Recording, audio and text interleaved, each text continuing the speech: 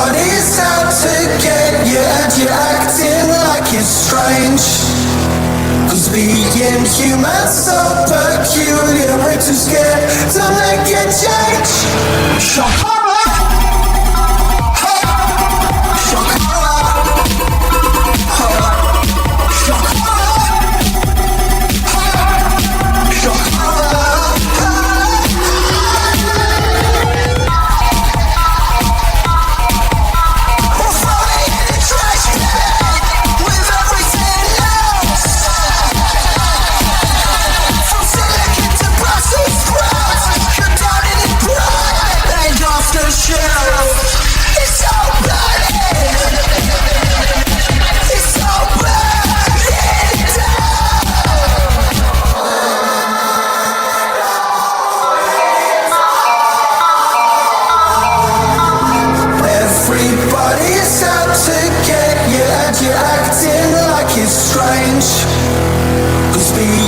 Humans so peculiar, we're too scared to make a change.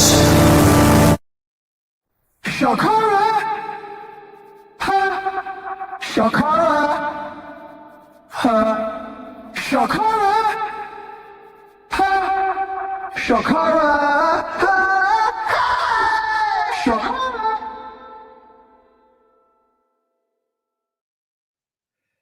And we are live once again, coming to you from the main gray water handling valve of the USS Gerald Ford. This is the Library of Mass Destruction. I am your host, Capitalisimo, and with me, as we'll just say usual, is Mr. Christopher Sandbatch. How are you doing today, sir? Punished Sandbatch. And when Capitalisimo says the gray water tank, he means he's standing under the clean spigot and I get the shit spigot. That's right. That's right. It averages out to gray water. That's right. I've made sure to wear my rubber waders. The Orvis catalog comes regularly. Of course, I'm at home base right now, but for those who are interested in a Sandbatch encounter IRL, I will be on the morning of the 28th. I will be in Chicago, and then I've got to go do a thing in Milwaukee, and then go do a thing in the middle of fucking nowhere, and then I'll be back in Chicago for a couple weird of days way to talk about women, but okay. Yeah, so I don't get up to Yankee Land very often. So whenever I do, I'll be doing my Tom Wolfe act. I'll be wearing my white. Probably won't be wearing white suit because it's still cold as shit in Chicago. But maybe I'll do like I don't know if I've gotten pretentious enough to be like Yarvin yet and like hold office hours at a coffee shop. And we'll get together and discuss the elite human capital. I think actually I'm gonna get maybe one or two of my buddies that ain't married, and we're gonna go to one of those great Chicago bars and get plastered. See if we can get Thomas to come along. Because Thomas 77 is a friend of mine. We don't talk on Everybody Twitter. knows that. Do they really? Everybody knows. Everybody know, even if they didn't know it through confirmation, they know it spiritually. Yeah. People sometimes they think they're like, oh, they're like Sandbatch and Thomas are going to be in the same place, or they're going to disagree. Like, first of all, like Thomas, I love Thomas. Okay, like personally, I love him, and like people are always like, oh, what are they going to fucking get mad about? And really, the truth is that Thomas is one of the only people that I respect enough as a historian to not just like fucking blast him with the shit that because the things I disagree with him about are like footnotes and Nolte, and interpretive, just like interpretive niggles, you might say. Right? Yeah, exactly. I don't talk about Mustache Man or whatever we call him here very often, but like we call him the Führer. Yeah, the reason we call him great leader, but I don't have a problem with the Nazi revisionism. It's just when I was in history school, I was told something, and actually I had my office mate was a German historian, but they told me, they said, your particular brand of revisionism is already so like inflammatory that like maybe take sit out the Nazi shit. You know, Yeah, you can do don't bother Nazi with World War II. Just deal with. You can do Nazi revisionism or you can do Civil War revisionism. Don't do both unless you're Thomas 777. The strange thing is that like right now the default is for everybody to be a present day like last week revisionist. Yeah, right? So I think that's one of the reasons why everyone feels so unmoored, because the default is to just be like to revise in addition to the actual ops being played to make you believe that like what happened 5 years ago didn't occur. Right. Yeah. Dude, you know, I was thinking about this like insane shit happening on the timeline every day. Gavin McInnes last night is like in Atlanta and he attempts to convince the brothers that he is the rightful heir to the Democratic throne by giving everyone his SAT score, which was 960. And then he says, he's literally you mean Gavin Newsom. Gavin Newsom, yeah. But Gavin McInnes. Which is a guy, which bizarrely, I think Gavin Newsom's probably been sodomized less. Yeah, that's definitely between the two of them. Who's had less stuff in his butt?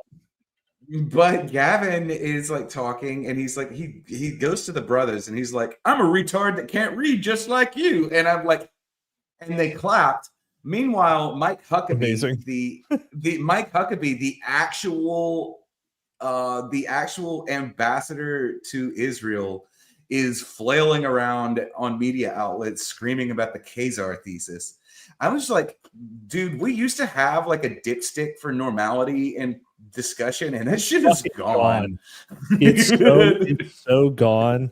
And every single, you know, I'm actually, as a vulgar person myself, I'm getting a little tired of all the vulgarity. Right. It's like a bunch of Johnny come latelys. It's like I do not need the, you know, every single Democratic elected official to drop an F-bomb in every speech. I don't need that.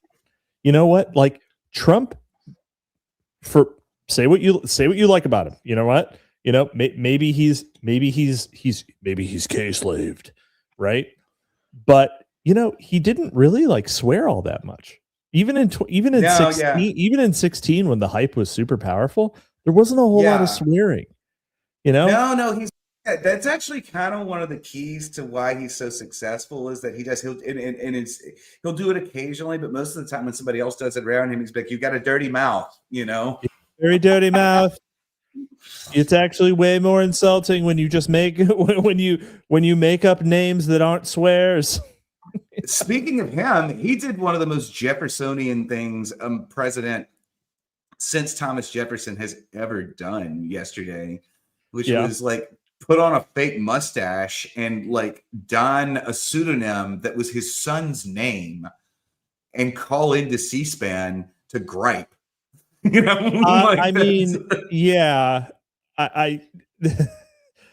Thomas Jefferson didn't do this only for the reason that the telephone had not been invented yet. Right. No, but he did television, of course. In the 1800 campaign, he did he did all kinds of fucking kooky shit, just like that, like just like because he's the same kind of writing letters into the paper of record and saying. And saying that Jefferson fellow cuts quite a dashing figure, don't you think? Very presidential. He actually quoted presidential, complimenting himself pseudonymously. It was almost that bad. But and then the other thing that happened is Mardi Gras happened here, and I think we're on a timeline where the right thing to happen is for Shia LaBeouf and I to move in together. I think you should do it. I think he's been bombing around New Orleans, getting arrested, going to churches. He's wearing 49ers hats everywhere. You know, he's wearing 49ers shit everywhere. I think like it's a crazy thing to do in New Orleans. I mean, I'm a 49ers fan too. And Really? yeah, I've always hated the Saints. I don't like the way they play football. And I've Wow. always been a 49ers guy. But the thing to do, I think, is for Shia LaBeouf and I to move in together. And the important thing is he needs to recognize that New Orleans is where he's supposed to be. So Shia, if you're listening, we don't have to move in together, but you don't need to leave New Orleans. You don't need to go back to LA. This is exactly where you belong. Do you remember that like musical interlude about how Shia LaBeouf was a cannibal coming to eat you in the woods? Yes. Yeah, I remember that. I think that might be how you die. That would be funny. Dude, Shia LaBeouf he's one of these, in the literary scene, this phrase metamodernism gets thrown around a lot. What people don't remember is that Shia LaBeouf coined that phrase. And like, he's actually, I mean, there are not a lot of people in the world operating today that you can call an artist, rather than like an actor or a musician or a journalist or something. But Shia LaBeouf is an artist. And I'm a fan of him. I always have been, always will be. I really love all of the times that 4chan has fucked him over. Yeah, but like he keeps going back to the truck because he knows it's good content. He does. But, he knows it's good. Interacting with this primal force of like demo poll hatred that is 4chan is really has been the best work Shia LaBeouf has done, other than what was it, Rage. That was a great movie.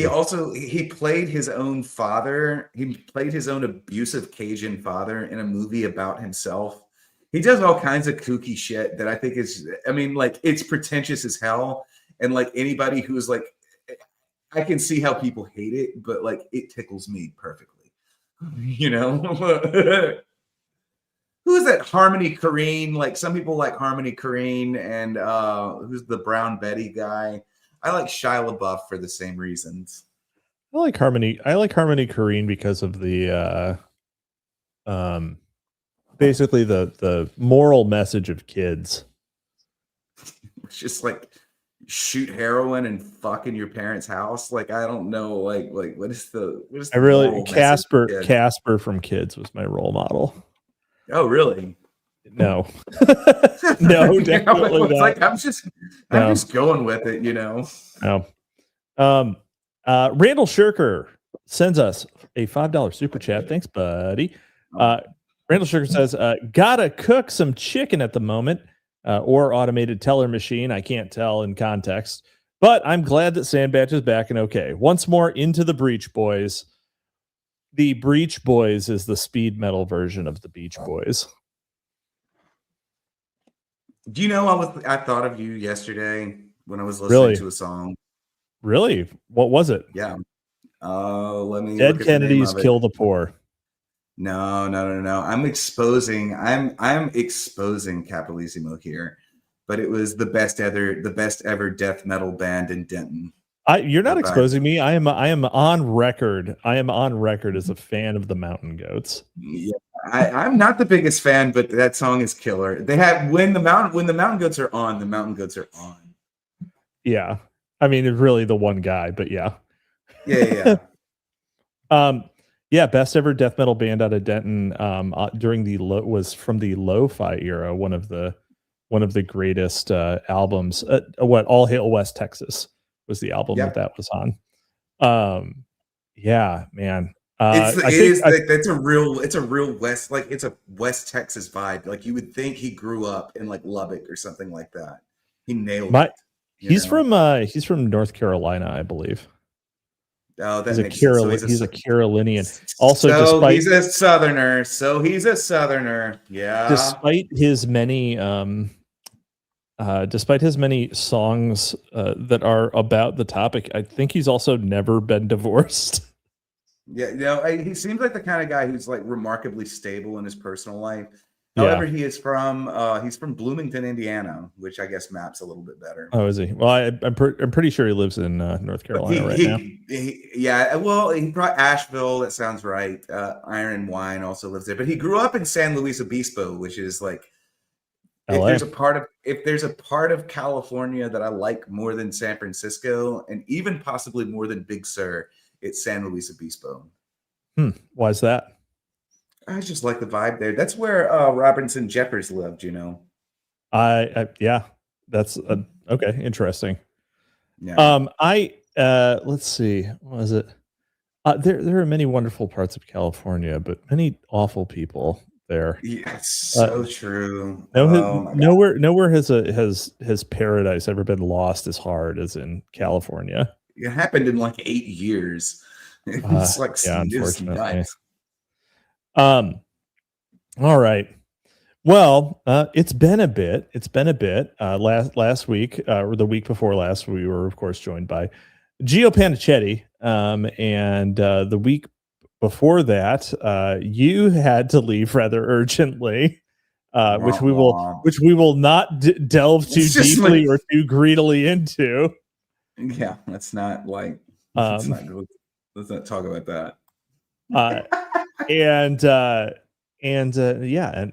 now we're back, and we're going to talk about Richard Ramirez, the Night Stalker. Well, Sons of Astor wants to know when I'm coming to Boston, and you know I don't have a lot of reason to come to Boston, but you got a lot of reason not to go to Boston. I love Boston. Boston's a wonderful city. They love us in Boston. I love Boston. Boston's a great town. Yeah. You should start a GoFundMe for a nationwide tour of speaking engagements. Held only. Hold on. Speaking engagements held only in the diviest dive bar. That's literally the concept. That's literally I have it. I even have a name for it. It's called the 8 Gates, and I have 8 cities set up for it. But yeah, excellent. What are the 8 cities? They are. Let me read them again. 8 Gates. So I have Nashville, Chicago, Austin, Los Angeles, Colorado, Denver, and then also like the New Orleans and Birmingham. Is that all of them? Did I count them? That's 8. I can't find it on that. Yeah, that's it. All right. That's pretty close to the home stomping grounds. But you know, if people wanted, I think it would be fun. But I would need somebody because I'm too spastic to like really coordinate to something plan like it that myself. I would need to be managed. You need an administrative assistant. You need a pallbearer for this undertaking. And there's some things that she would have to look like. Nice. But there. Have you ever seen But I say that having never even spoken at any like major conferences or even conferences in our scene, and I've never really done a reading except in impromptu ways. But that's just because I don't like the formats of most of them, so I just don't fucking participate. And I'm like, we'll go do my own thing. This would be my own thing, and I think it would be really fun. But that's exactly the concept. It was like, basically, you know, that character Alex Perez is always like the working class coffee shop is closed. Like we're gonna go do that, except actually we're gonna do it and not be fucking queers. The working class coffee shop is Waffle House. That's what I was. As the working class coffee shop is the truck stop, dude, and and it's not coffee anymore. It's fucking white monsters. You know. I mean, it's still coffee. I mean, where truck stops exist, right? Yeah. Which many of the classic truck stop diner has faded from this world into the years gone by. As we say there, you know, okay, here we go. Shia LaBeouf and C. Sandbatch hold a series of salons at the diviest bars in America. Yeah. That's it. Although Shia LaBeouf strikes me as the kind of guy who doesn't drink. Dude, he drinks a lot. It's me that doesn't drink. I don't drink. You fucking liar. You say you don't drink and then you drink. I don't drink very much. I've drank with you while you said I don't really drink. And that was the only alcohol I had that whole weekend. Okay. You had a fair amount though. It was good. I mean, I can drink. I can drink a lot, but yeah, I'm capable of it. I just don't. Capability Brown over here. Let's see here. Okay. Well, we're going to get into the book again, the book about satanic ritual abuse, the book about killing ladies in the night, the book about running very irresponsible daycare operations. We're talking about the most awful book I've ever read. The most awful book I will ever finish twice. It's not terribly executed, but like the subject matter is so ontologically dark, it's ruined a couple of my Tuesdays. I'm presently reading my recreational reading is a book about Emanuel Swedenborg, which is like the exact opposite. It's like fucking huge. What do you think about him? Just out of curiosity. I mean, he's I think certainly a well-meaning mystic. It seems like at least some of his clairvoyant episodes were pretty well documented and checked out by people who didn't have any reason to, be lying about it. Yeah. So, I'm not a Swedenborgian, but I'm about as close as you can get without tipping over the line. More of a Norwegian Borgian. I mean, I'm a Blakean. Listen, William Blake. William Blake is very Swedenborg adjacent. Yeah, I could see that. I'm very interested in his concept of distance in the hereafter being basically not a measure of space, but of affinity. Yeah, that's great. Blake carries that over. Yeah, and like hell is literally just like bad node affinities in a network. Yeah, so. Literally. These are. If you're familiar with network and graph theory, these are. It's downstream of these guys. It absolutely is. It was mystic, and this was mysticism at the time. It's like, it's like mysticism that gets investigated. It's like, oh my shit, there's something to this. Yep. Let's see. Johnny Waltz for $2 says, but he wrote Judy's Ghost there and back. Oh, Judy. Oh, dear Judy. We're sorry, Judy. You should. We should start the Library of Mass Destruction Foundation for promotion of the arts and restitution for widowed elephants. And the rectification of all things. Sneed those super chats on down to Tookie's Mag. That's right. And we'll build a memorial to Tusco. We'll build the Jolly on West theme park, which will include the National Tusco Memorial. He died so that Jolly on West could have a good anecdote. Yeah, Jolly on West theme park sounds terrifying, but I would absolutely go. It's one of the most efficient uses of space for any theme park because you can do it in a dark basement.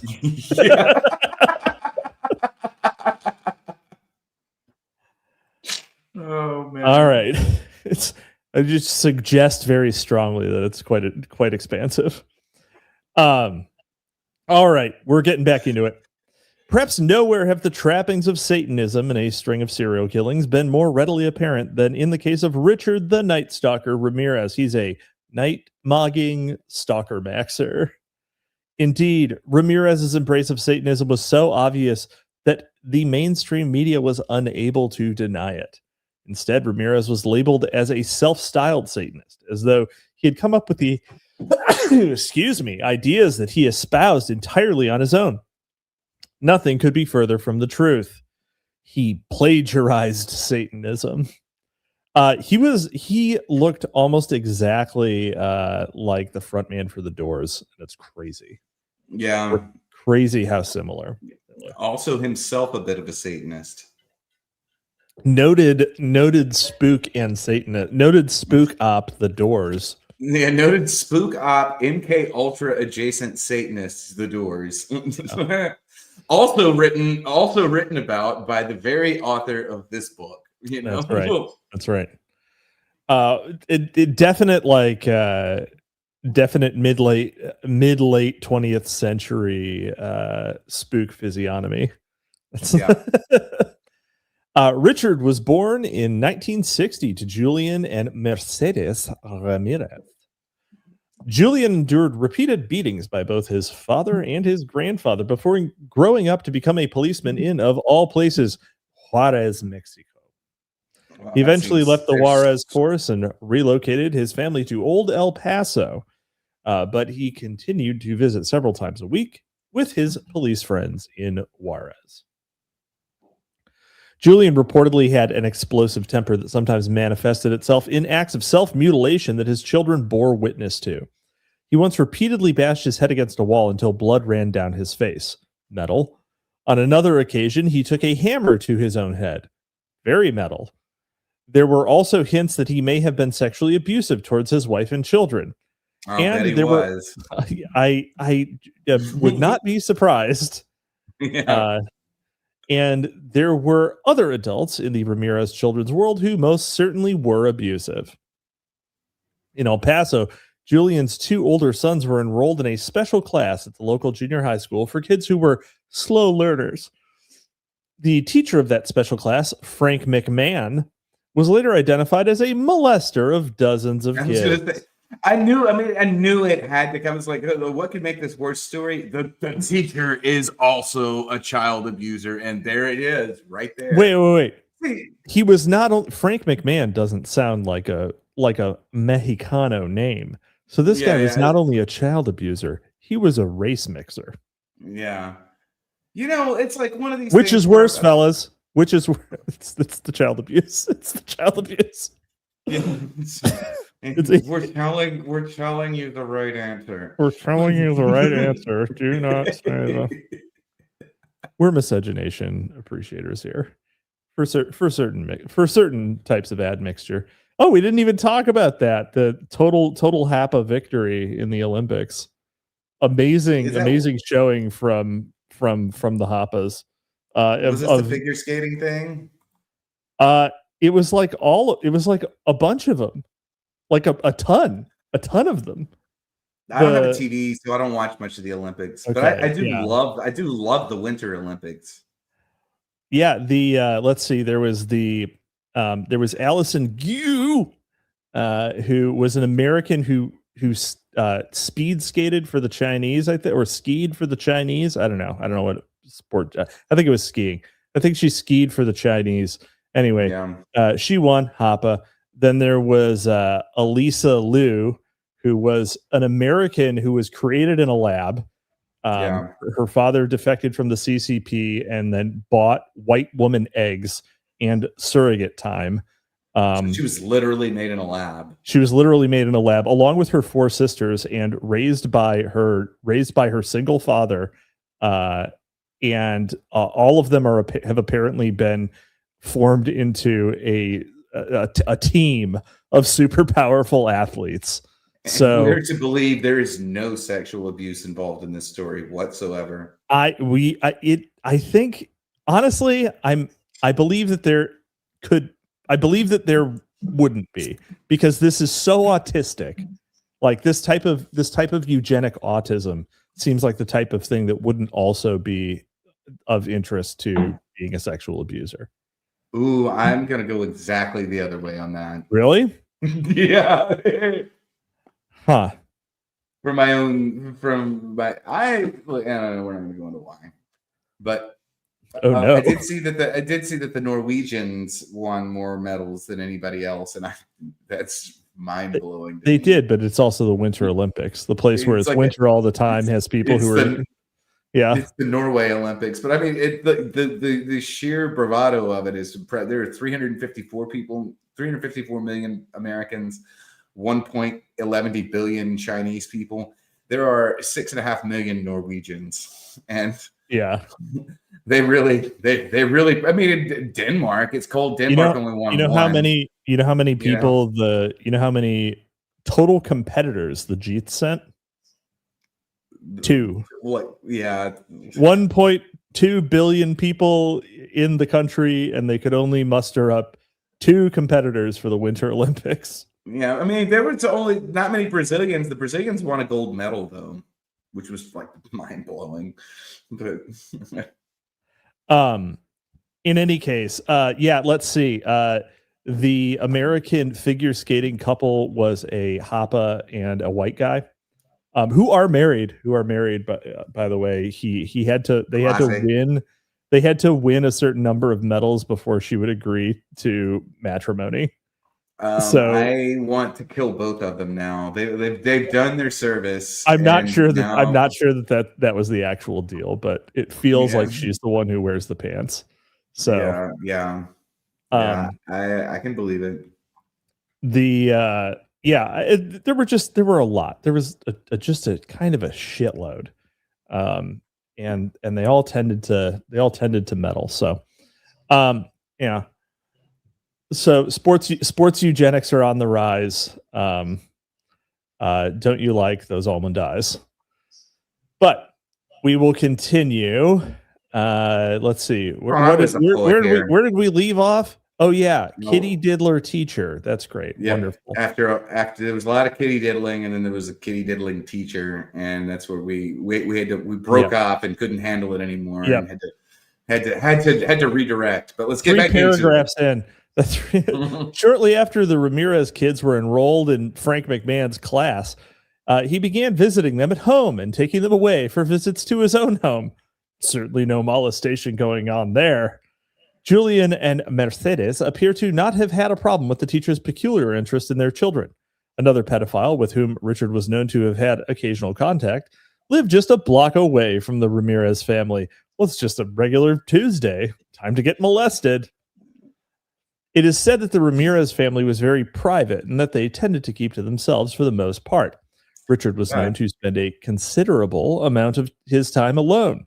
He could amuse himself for hours acting out various roles in his fantasy world that he frequently inhabited. Later, as an adult, he had a tendency to space out, just dissociate, and pretend you're not being molested.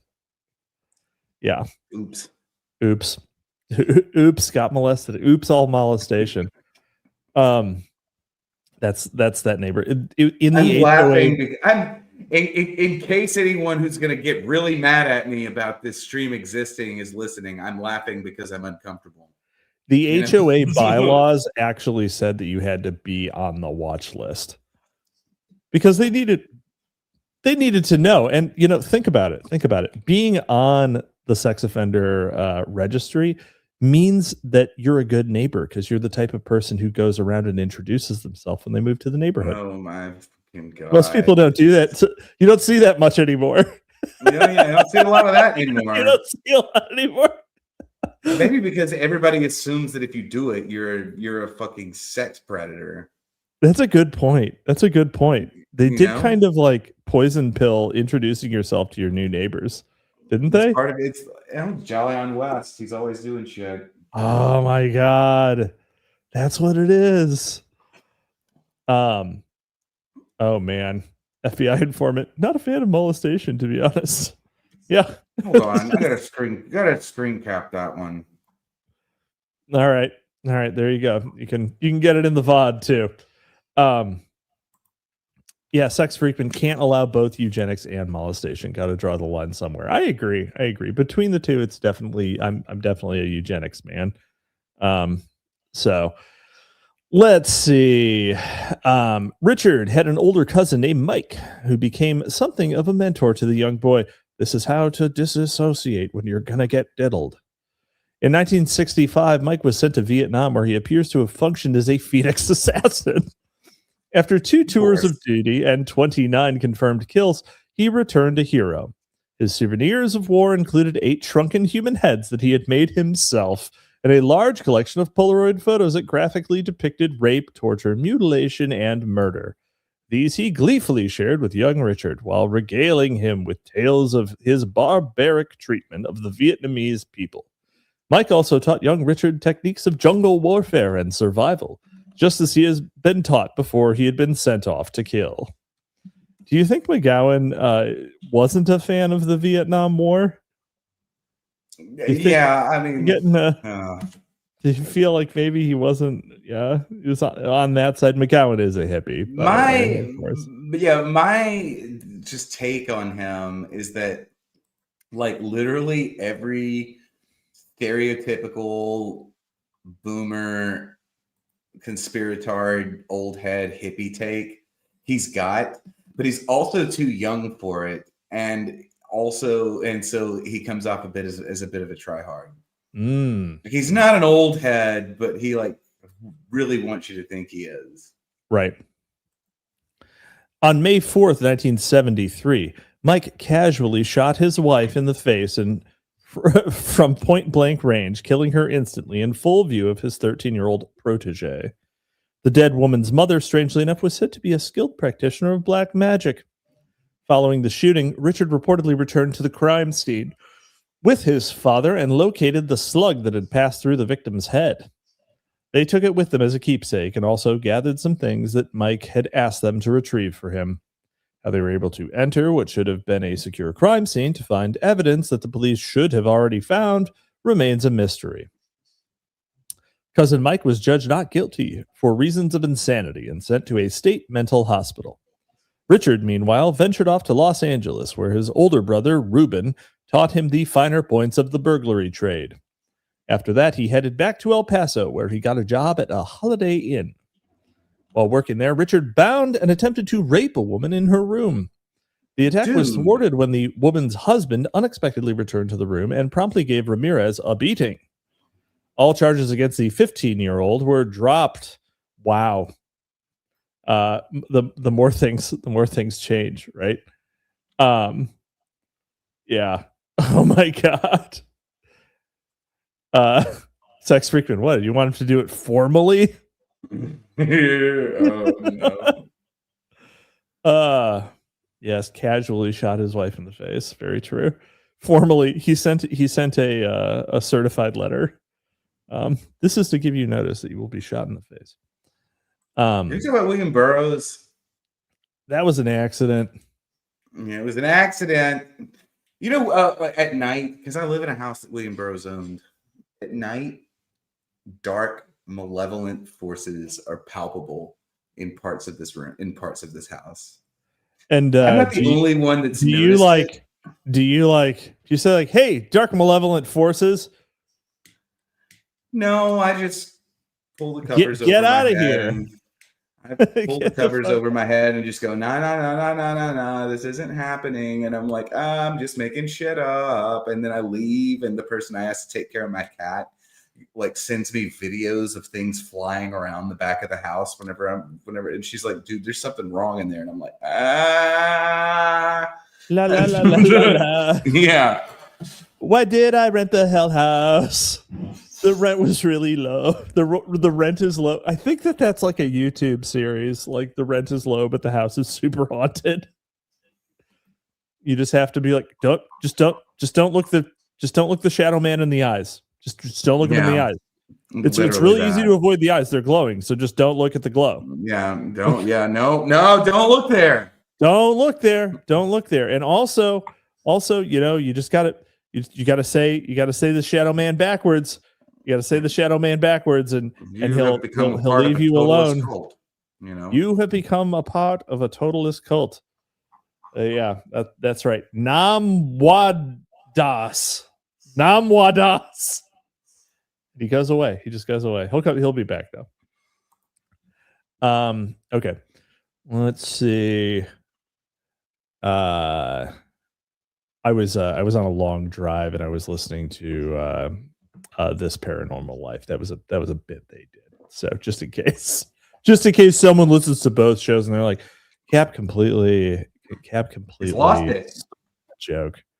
Yeah. All right, let's see here. Richard techniques, murdered a bunch of people, got a beating for being a rapist. All charges dropped, of course. In late 1977, cousin Mike was released after serving just 4.5 years for the cold-blooded killing of his wife. I thought it was casual. Now you're saying it was cold-blooded. He promptly resumed his role as a mentor to the young disciple. Not long after that, in February 1978, Richard once again left El Paso, destined for Los Angeles. This time, though, he traveled by way of San Francisco, where that is not on the way. That is not on the way. Not even almost, but real recognized real. I've taken that exact route before. Wow. Where he was granted a rare one-on-one meeting with the High Priest Anton LaVey, and where he also attended a Church of Satan ritual. Ramirez, who as a young man frequently slept in a local cemetery, probably because no one molests you in the cemetery because everyone else is dead, was reportedly a big fan of LaVey's Satanic Bible. He also read and admired the writings of the Marquis de Sade, whose exploits will be covered elsewhere in this book. Bit of a lover of that one. I'm a fan of the Marquis de Sade. Have you ever seen Quills? Philosophically, I'm a fan of the Marquis de Sade. Have you ever seen the film Quills? Uh-uh. Oh man, it might be a drive time. Might be a drive time film. Let's see. Once in Los Angeles, Ramirez. Los Angeles. Los Angeles. Ramirez lived in a shadowy existence. He reportedly preferred to live and hang out in the seedier neighborhoods of the city, and he frequently employed the services of prostitutes. He had at least one run-in with the police. Not long before the killings began. On that occasion, he was arrested for stealing a car and leading 5 LAPD cruisers on a high-speed chase. Strangely, though, there is no indication that any charges were filed against him. Amazing. You used to just be able to do things. You used to be able to just do things. That's so true. Let's hold on. You would think that 5 LAPD cruisers would have been able to catch one previously used bussy, but did you say bussy? I did. Well, they were cruising, right? That's the lingo. Sex Freakman says you look up a tutorial for getting rid of the Shadow Man, and all you get semen retention TikToks. So true. So true. I think that might actually just be your algorithm, Sex Freakman. Yeah, they say that TikTok just gives you what you want. Never mind what you're asking for, Sex Freakman. TikTok we watched giving you what you want. We watched the you might you can't always get what you want, but if you try sometimes, you might just find you don't nut when you come. Strangely enough, we watched the film Go on Drive Time last week, and in that there was a scene where a British Lothario has the concept of tantric sex and semen retention explained to him, and he instantly is able to grasp and execute the method in the following scene. He's like, this makes perfect sense. Total retention savant. That's right. He's a natural. Yeah. Son of Haster says, sometimes the things you guys say cause me pain. And that is the type of service we provide here at Library of Mass Destruction. That's right. All right. The murders attributed to Richard Ramirez officially began on June 27th, 1984. However, there is nothing that indicates that the stabbing death of Jenny Vincow in Glassell Park, which Vincow, by the way, is French for wine cow. So, in Glassell Park at night, had anything to do with the killings that came later. Wine Cow's murder took place nearly a year before the others, which were all committed in a fairly rapid succession. Ramirez's defense team later implied that Vincow's own sons had killed her, or had her killed, for her money. One of the sons was an unemployed pharmacist. who was known to have hit his mother in the past. An unemployed pharmacist? I feel like it's got to be. It's a drug dealer. It's a drug dealer. Yeah, it's like I just you go to pharmacy school, like there's one job you can get if you go to pharmacy school, right? You could be a fucking pharmacist. You can be a pharmacist. Go apply to be a pharmacist. Luckily, there are a lot of job openings for pharmacists, and you can pretty much live anywhere. But yeah, you can live anywhere and be a pharmacist at a pharmacy. Like, doesn't seem like being an unemployed pharmacist is a strange thing. Yeah. All right. Let's see. He hit his mother. He was described by investigators as evasive and difficult to interview, and he refused to take a polygraph exam. When Ramirez was ultimately brought to trial for Vinkau's murder, Michael Tynan, the presiding judge, refused to allow any questions pertaining to Vinkau's financial affairs. Okay. It was not until March 17th, 1985, that the stalker struck again. Two young women, Maria Hernandez and Dale Okazaki, were shot in their Rosemead home with a .22 caliber weapon. Man, he took out the wives of two extremely racist right wingers. They killed a Latina and a Japanese chick who were living together. It's so wrong, but so right. .22 caliber weapon. Okazaki did not survive the attack, but Hernandez did. Those strong Latina skulls made for taking a few hits.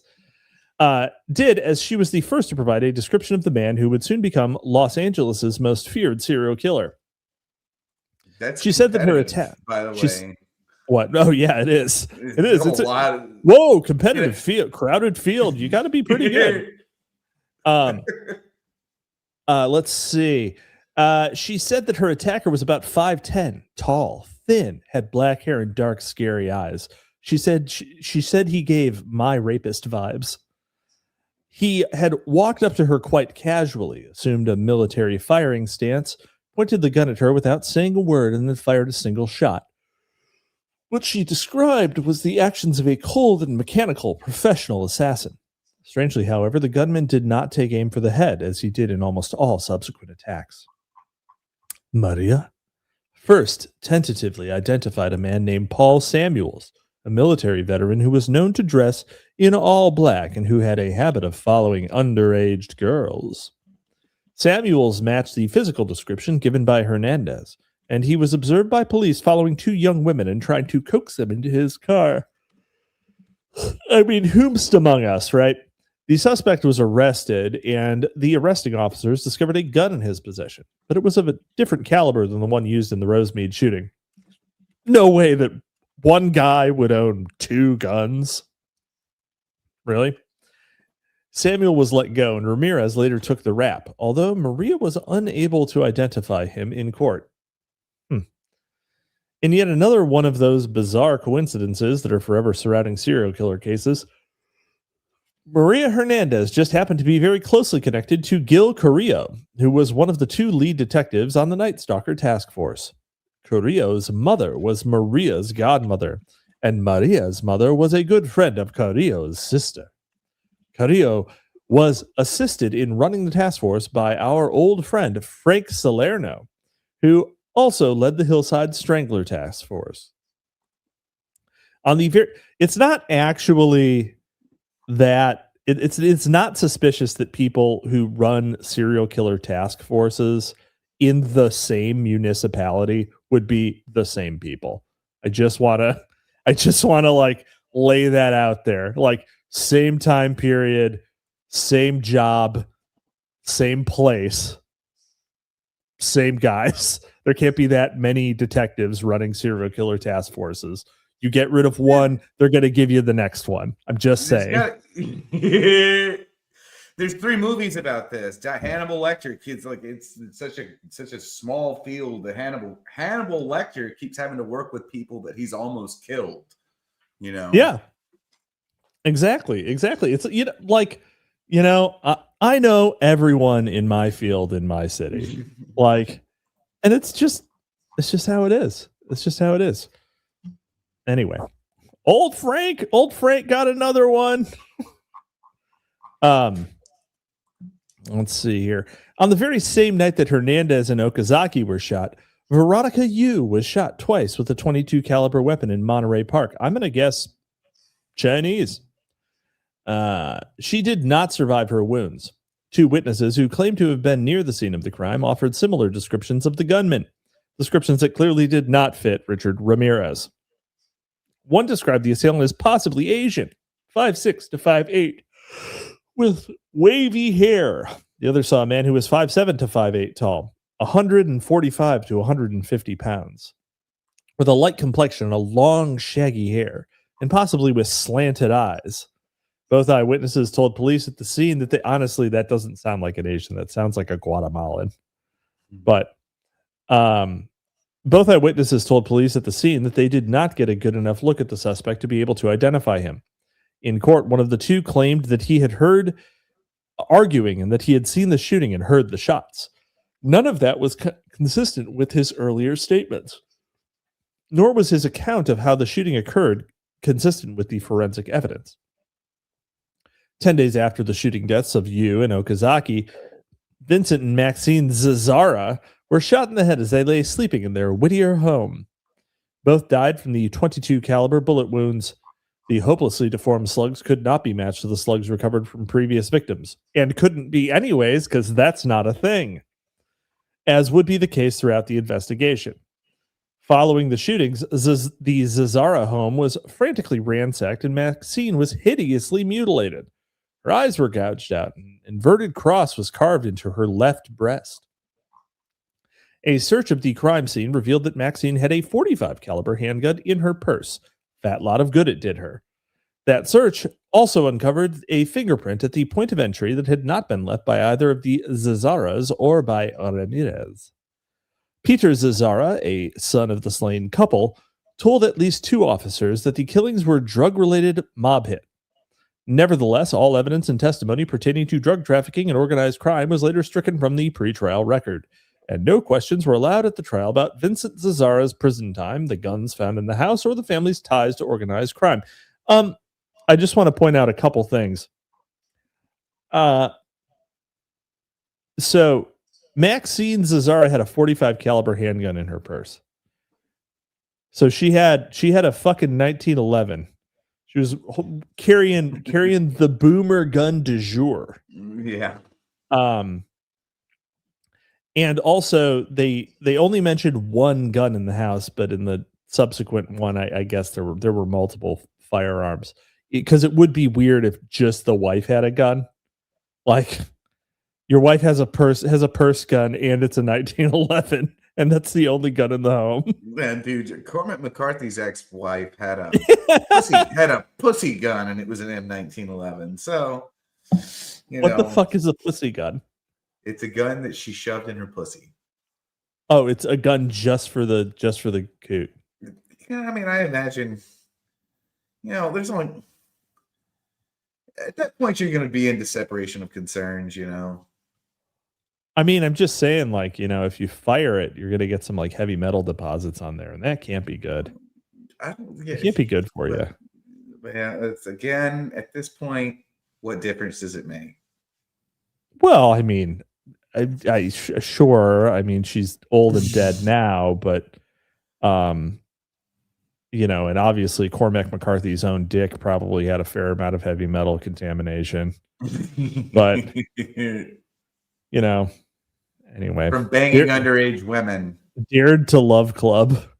Cormac McCarthy proves that it's never too late for high school love. Inexplicably, even in your 40s. Inexplicably, I think does not appear in the Epstein email database, which is why I don't believe it's real. The Epstein database? Yeah. No way. I think Epstein just wasn't a big reader. But the Santa Fe Institute thing and it's all there. I think Jeffrey Epstein was a reader. I think he was a bit of a reader. Actually, he was. There's like a whole ass book collection that he has. Yeah, there's a whole ass book collection. I need to go through that because if you're not reading actually it's probably a bunch of fucking bullshit New York Times stuff. That's probably true That. also. Yeah.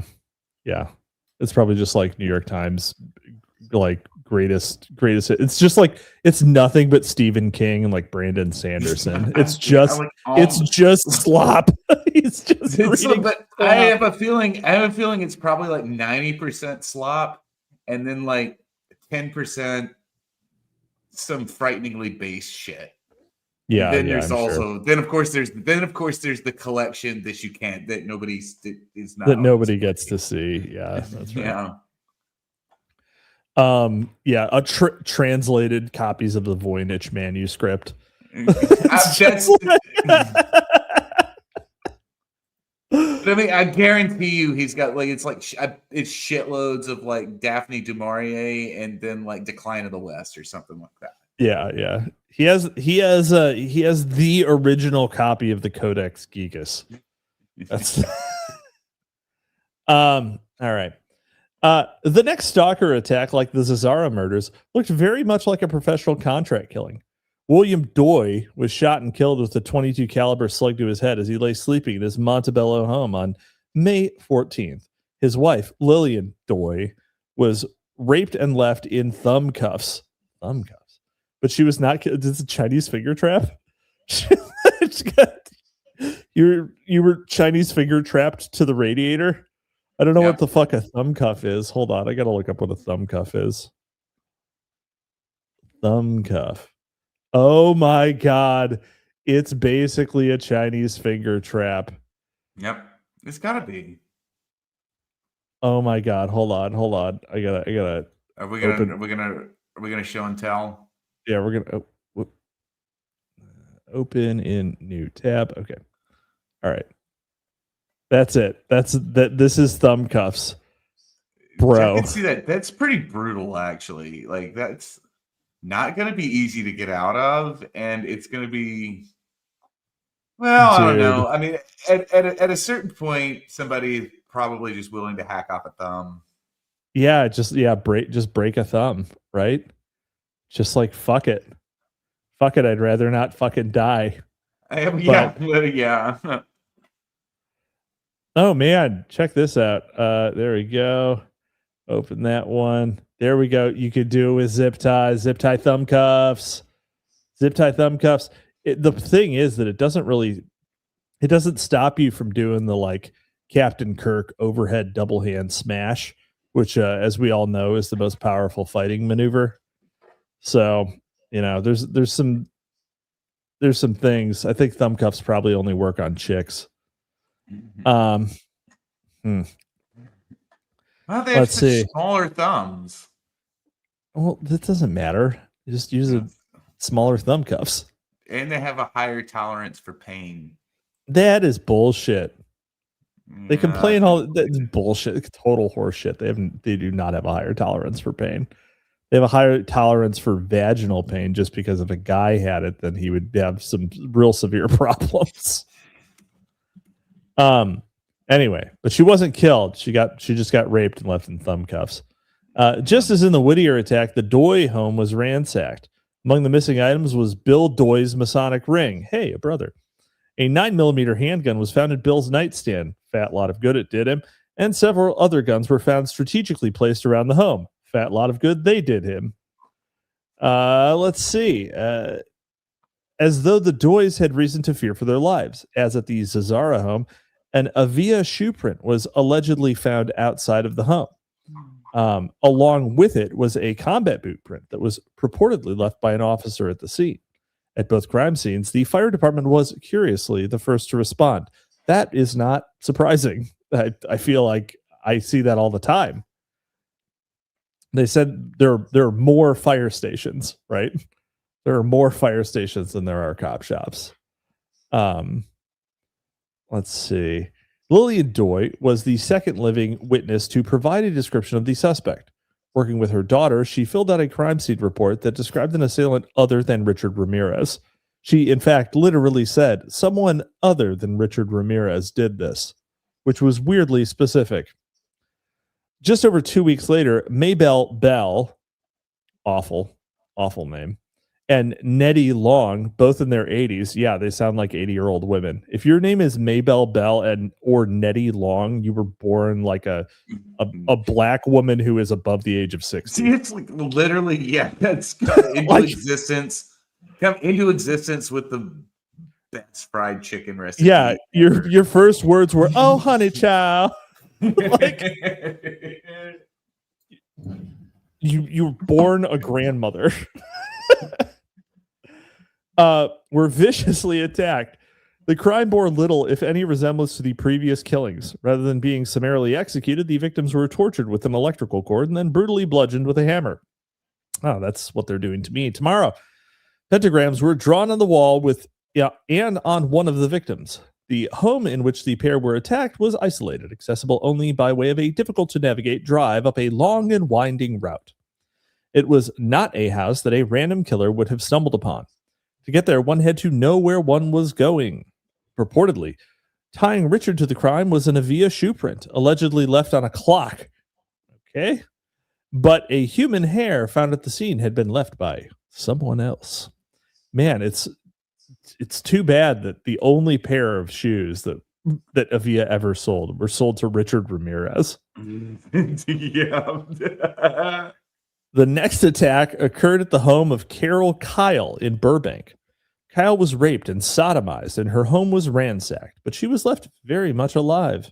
More alive than she was before. The experience had changed her, awoken something. She was Is into that really it. there? No way. There's no way. As in the Zazara and Doi cases, the fire department was the first to respond. Working with investigators, Kyle created a composite sketch that looked nothing like the one created earlier by Maria Hernandez, which had somewhat resembled Ramirez. Carol described her assailant as a very good-looking, light-skinned Mexican with an unknown accent who engaged her in a 20-minute conversation. She later helped create a second composite that looked more like Ramirez. The Night Stalker next purportedly attempted to break into the home of an LA County Sheriff's deputy, just a few blocks from the Carrillo family home and a half-mile from the Zazara house. The break-in was aborted, but not before the perpetrator had left an Avia shoe print in the ground below a window. He then reportedly tried to abduct a girl in Eagle Rock, but failed in that endeavor as well. None of the previous victims, it will be recalled, had been abducted, and there were no further abduction attempts. Just after the failed abduction, the suspect was stopped by LAPD officer John Stavros for running a red light. While Stavros was writing the man a ticket, descriptions of the would-be kidnapper and his car were broadcast over the officer's radio. Although he allegedly had both the man and the car right in front of him, the officer failed to make the connection. Classic. The suspect supposedly then drew a pentagram on the car before fleeing on foot.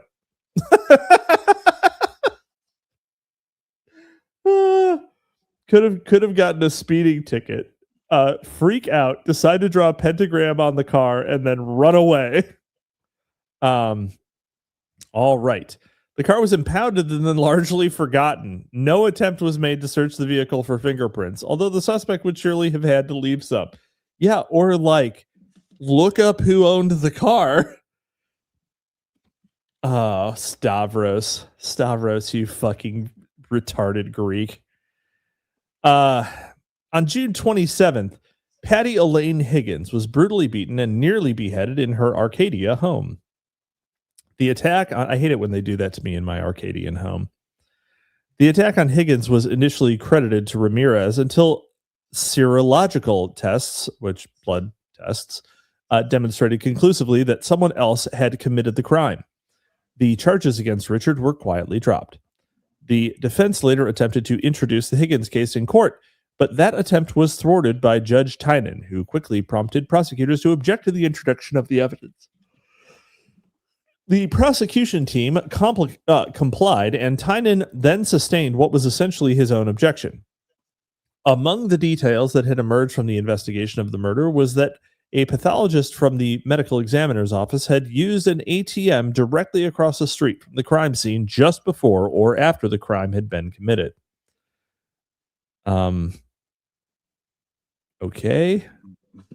All right, I'm not. Is that super suspicious? I don't know. Everything I like my suspicion meter's blown. I just kept trying to imagine what it's like to be. You know, I found myself recently talking to someone who's a member of a police department in California, and like he struck me as actually really. I mean, he's just a beat cop too. But he struck me as really intelligent, and I've never spoken with a cop that I thought had such a good grasp of like human psychology. And I was like, man, like work in LA is for you work in LA is hard.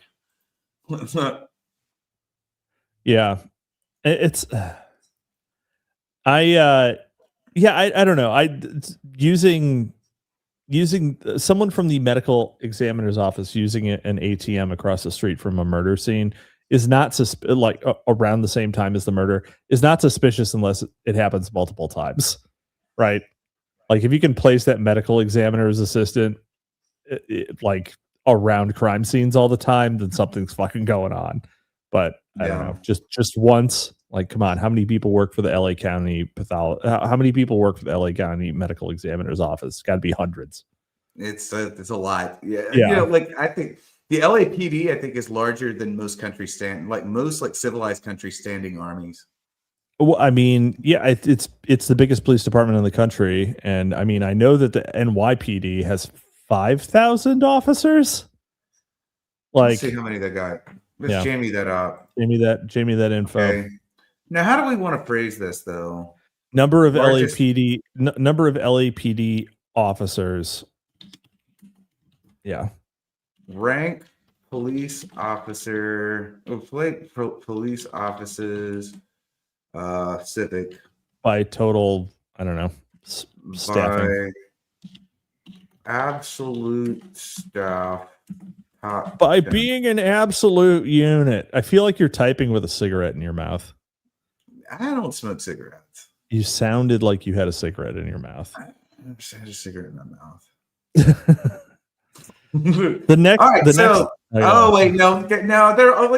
I botched it. I was about to tell you this is how we craft a prompt, and I botched it, and so now I'm just getting all this Chinese shit.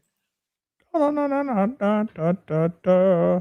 America, I'll get the next attack occurred on July 2nd in the another Arcadian home of Mary Louise Cannon. She was beaten with a vase while sleeping, and her home was ransacked. Lots of ransackings going around. Cannon's killer apparently cut himself when the vase broke from the force of the blows. Blood found on the murder weapon did not come from either Richard or the victim. A light brown hair was found in the bed where Mary was killed, and a fingerprint was removed from the scene. Neither had been left by Ramirez.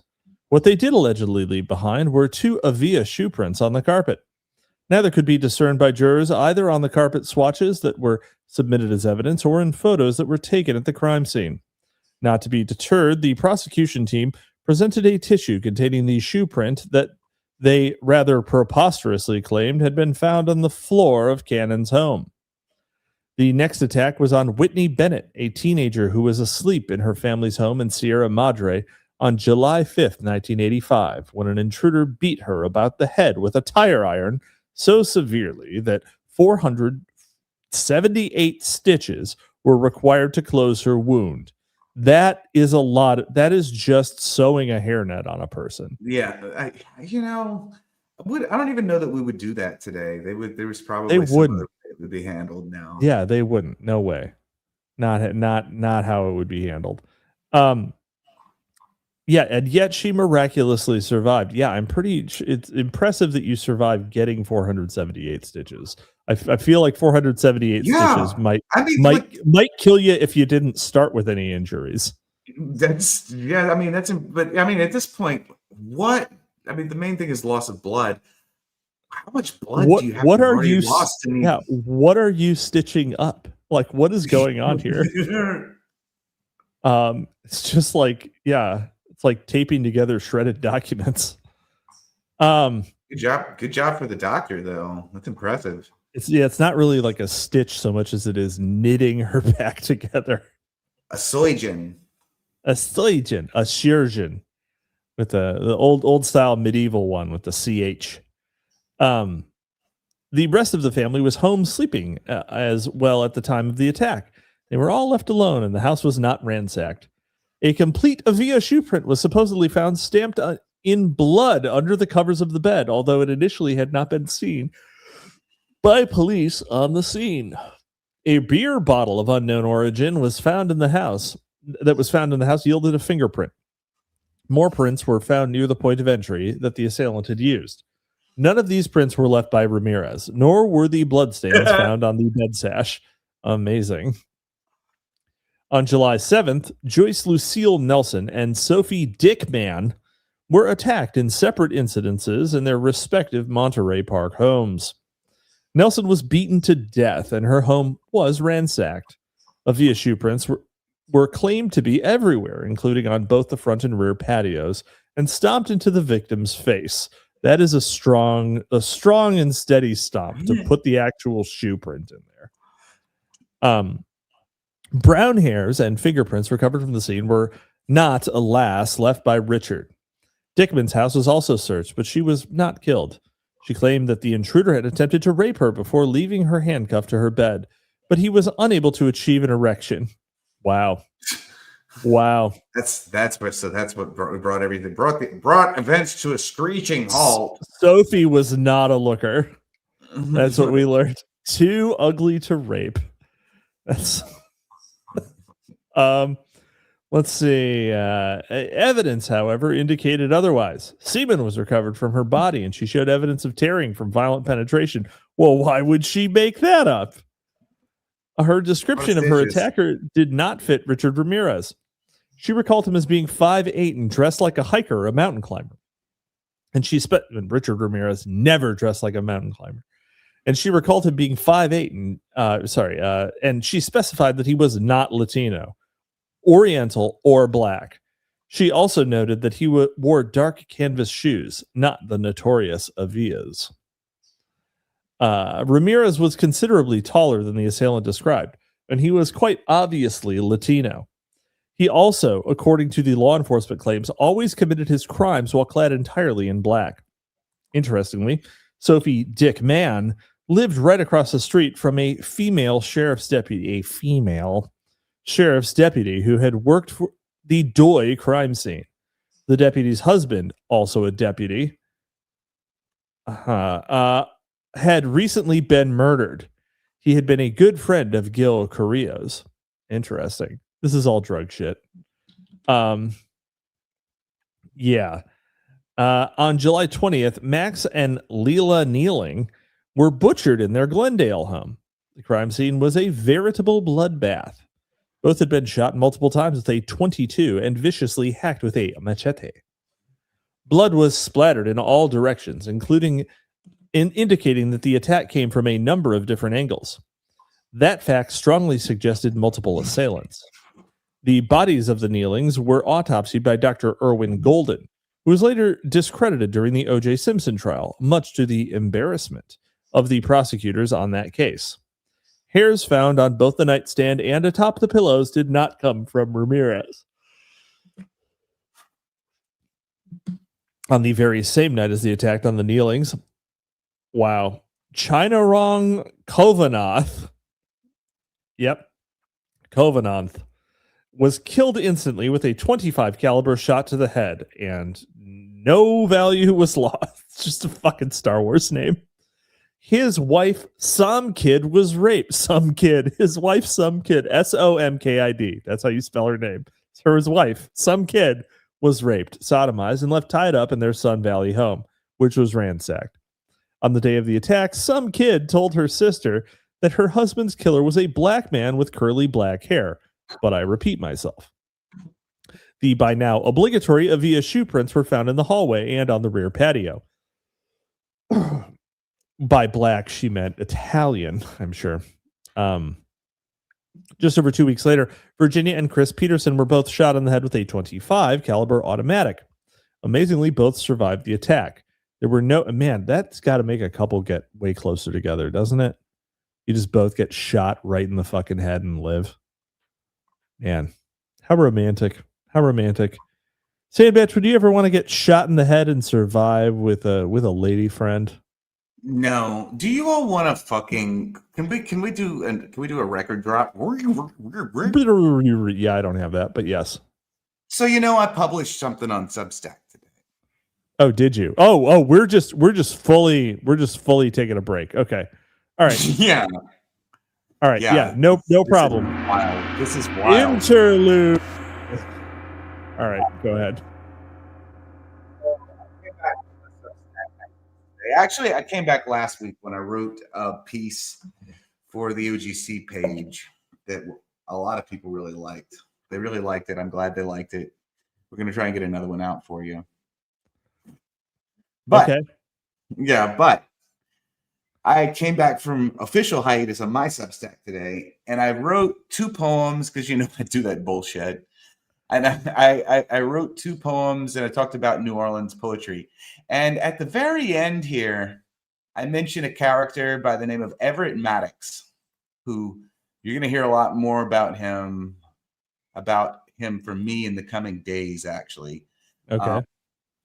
But Everett Maddox is a guy who is from Prattville, Alabama, and he is probably the way Southern literature works is like after William Faulkner dies, it seems to have all like the way the world looks at really, I don't know, Walker Percy's still around, but Southern poetry, just consider for a minute that this concept that the 70s and the 80s are kind of a dark age. We don't really know what happened, but one of the things that did happen is this guy, Everett Maddox, started a poetry reading at a bar called the Maple Leaf, which is about a mile from me. Okay. And it's the longest running poetry reading in the country. But this character, Everett Maddox, he's so insanely obscure. Like you have to literally he wrote poetry too. But I mentioned him on Substack today.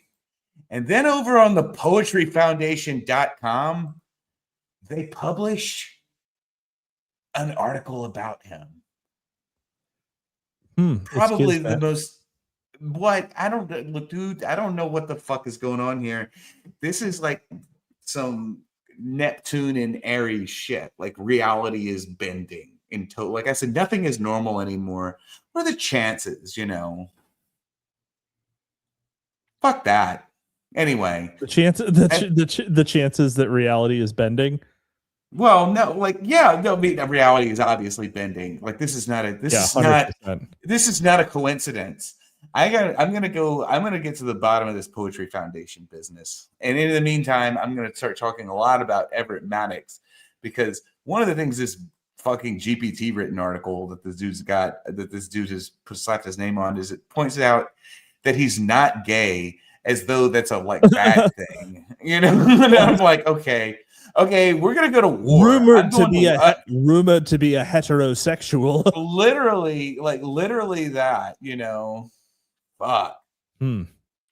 How dare this male poet not like cock?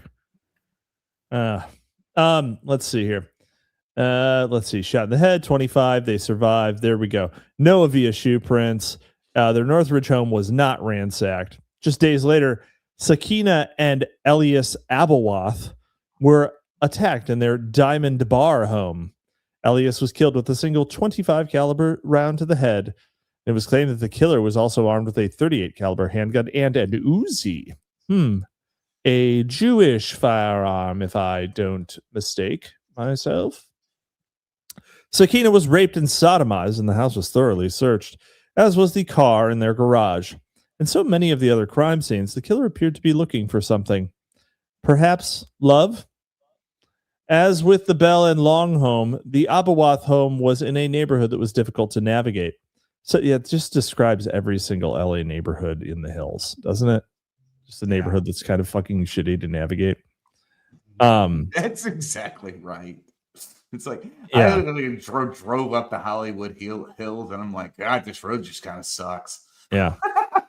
Some elements of their description given by Sakina fit Ramirez, but others clearly did not, such as the dirty blonde hair, the lack of an accent, and the boots. The requisite brown hairs and unidentified fingerprints were found at the scene. Wait, the boots? He could just change clothes. Clothes are not permanent, guys. Let's see here. Some elements didn't. Yeah. The requisite brown hairs and unidentified fingerprints were found at the scene, as was an African American pubic hair. My God. On the day of the help is letting their pubes fall all over the place. On the day of the Abawath killing, Frank Salerno called the FBI's fabled behavioral sciences unit. By the end of the month, Richard Ramirez was in custody, charged with an array of crimes. Before the arrest of Ramirez, Peter and Barbara Pan were both shot in the head in their San Francisco home. The house was ransacked and a pentagram was drawn on the wall. The double murder was blamed on LA's Night Stalker, who reportedly revisited the Bay Area on several occasions. Some investigators have blamed Ramirez for at least 4 unsolved murders in the area, along with a rape and 10 burglaries. You know, if you did a countrywide tour of some kind, you could probably carry off any number of homicides, and they would never be connected to each other because you're just traveling so much. Right? I mean, I'm just saying. I'm not suggesting anything. I'm just saying it would be easier. Let's see. Let's see. Some investigators, etc., along with rape, 10 burglaries. San Francisco, alas, has more than its share of unsolved homicides. That's right. The final Night Stalker attack came on August 17th at the home of Bill Carnes and Carol Smith in Mission Viejo. Carnes took 3 shots to the head and another witness was left alive, and the house was ransacked. So ended the alleged killing spree of the notorious Night Stalker. Ramirez was captured by a group of irate citizens after his face was plastered on television screens and newspapers all across the city. The hastily assembled posse gave the suspect a fairly severe beating. Amazing. That beating likely saved his life. An LA Times reporter working the case has said that an explicit order was given to police. We don't want a trial for this guy. In other words, Ramirez was wanted dead, not alive. He was nevertheless turned over to police very much alive. He was taken by the LAPD to their Hollenbeck station. Along with the arresting officer was LA Sheriff's deputy, and the arrest was made in the sheriff's jurisdiction, not the LAPD's. Let's see. There was a footnote on the word Uzi. Ballistics tests would indicate that at least 4 different guns were used in the Night Stalker killings. As the trial judge would later advise the jury, one of the handguns linked to the crimes went missing from the LAPD evidence inventory. I mean, God, it would be super cool to be in charge of an evidence locker. What happens to all those guns when you're done? You just fucking take them. Just fucking take them. Super cool. I mean, dude, I'm not gonna lie, if I worked any job where I had access to confiscated cocaine that nobody was really paying much attention to, I'd be stealing the fuck out of that shit. You'd be like, where'd all the confiscated cocaine go? Never got any. Yeah. No, what do you mean? Why hadn't you lost any money on a stock trade in 20 years, bro? You know? That's what my response. You know what? You know what's funny? Shout out to Stormy Waters. Because he posted yesterday. He was like, you know what? The sell-off in crypto makes me think that everyone's going to liquidity. So what I'm going to do tomorrow is buy puts in QQQ, which is a triple leveraged S&P 500 index from Invesco. So buy a put, which is an option contract to say it's going to go down. It's an easy play, though. Sure, it is. But I wasn't paying attention, and I was like, you know what? Yeah. I'm going to do that.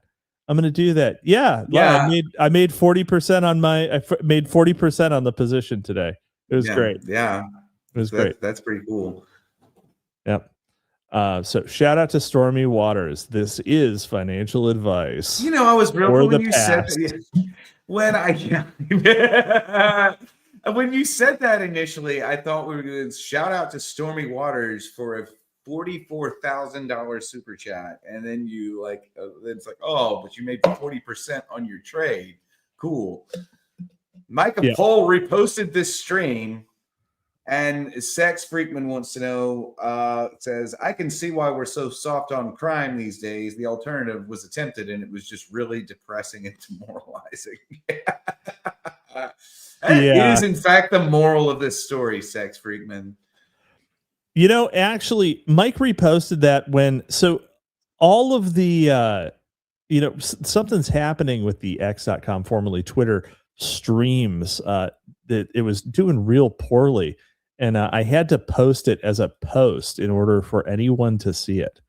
So it's very, very weird. Well, I got blacklisted today, but we're also competing with Night Owls and Old Glory Club right now. Although Old Glory Club's not doing so good either. Yeah, Old Glory Club has not posted the stream as a post, which is why they have 11 people watching it, which is aberrantly low. Yeah, and then I'm not promoting this one for a whole set of reasons. But actually, I got fucking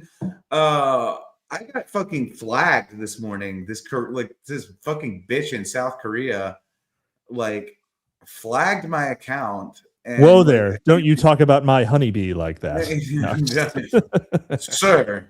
This is a right-wing racist stream. We never criticize Asian voids. All right, go on.